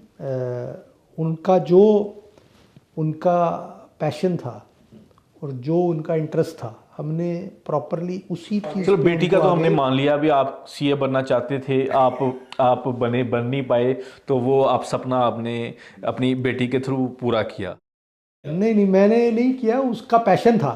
लेकिन ये बात आपकी बिल्कुल सही है कि सबसे ज़्यादा खुशी मेरे को हुई, मैंने जब अपनी आंखों से अपनी बेटी को सीए बनते देखा कि मेरा अपना सपना पूरा हो गया। ये चीज़ होती है सर, माँ बाप अपने सपने जो हैं वो अपने बच्चों से पूरा करते। तो बेटे का दूसरा ये था कि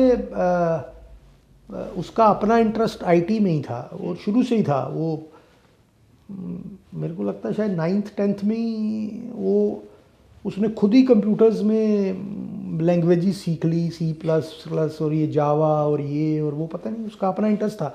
कहीं से उसने ट्रेनिंग नहीं ली, कहीं से फैमिली इंटेलिजेंस जो है वो जीन के थ्रू ट्रांसफ़र हो रही है। ऊपर वाले की डिवाइन की विल हो सकती है, डिवाइन विल हो सकती है, मैं बहुत मानता हूँ उस चीज़ को। लेकिन उसने वो किया, और फिर सडनली उसने मेरे को बोला कि मैंने अपना एक वेब पे अपना एक पोर्टल रजिस्टर करना है, और मैं बच्चों को फ्री एजुकेशन देना चाहता हूँ, मेरे को इतने $1300 चाहिए, ये चाहिए, वो चाहिए। मैंने यार, ये 9वीं 10वीं क्लास का बच्चा ये क्या बातें कर रहा है।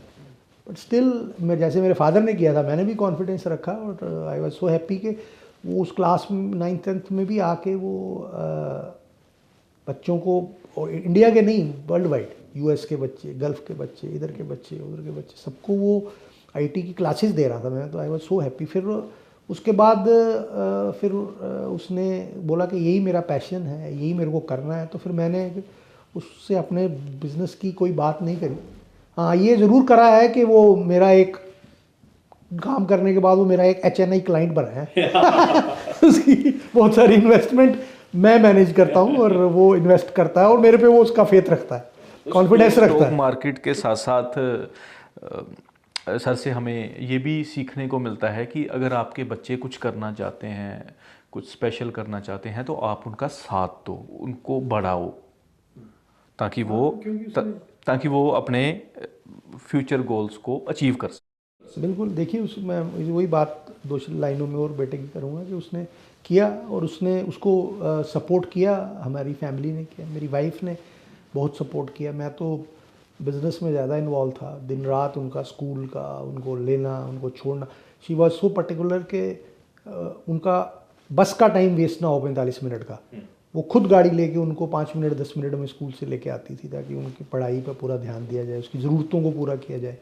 इसीलिए my daughter was among the youngest chartered accountant. 21 साल की उम्र में वो चार्टर्ड अकाउंटेंट थी इंडिया में।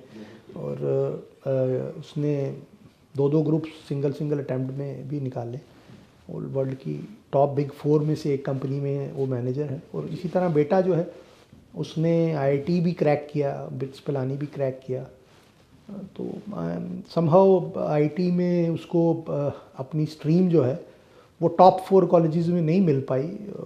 रीजंस जो हैं वो पॉलिटिकल समझ लीजिए या कुछ भी समझ लीजिए, रिजर्वेशन पॉलिसीज़ हमारे देश की समझ लीजिए। तो फिर उसको बहुत लोगों ने बोला कि IIT, तो बोला कि IIT का ठप्पा होना बड़ा ज़रूरी होता है लाइफ में। तो उसने बोला यार मैं आपकी बात मान के IIT अगर दुनिया की मान के कर भी लूँ, मैकेनिकल इंजीनियरिंग में या केमिकल इंजीनियरिंग में या इलेक्ट्रॉनिक्स में मैं करूँगा क्या जब मेरे को समझ ही कुछ नहीं आता, खाली स्टैंप थोड़ी लगानी है मेरे को। तो बट बिट्स पिलानी में भी उसने क्रैक किया था, उसमें उसको IT इंजीनियरिंग मिली, उसने पोस्ट ग्रेजुएशन भी करी और अच्छे से करी। और it is equivalent to IITs when we compare globally.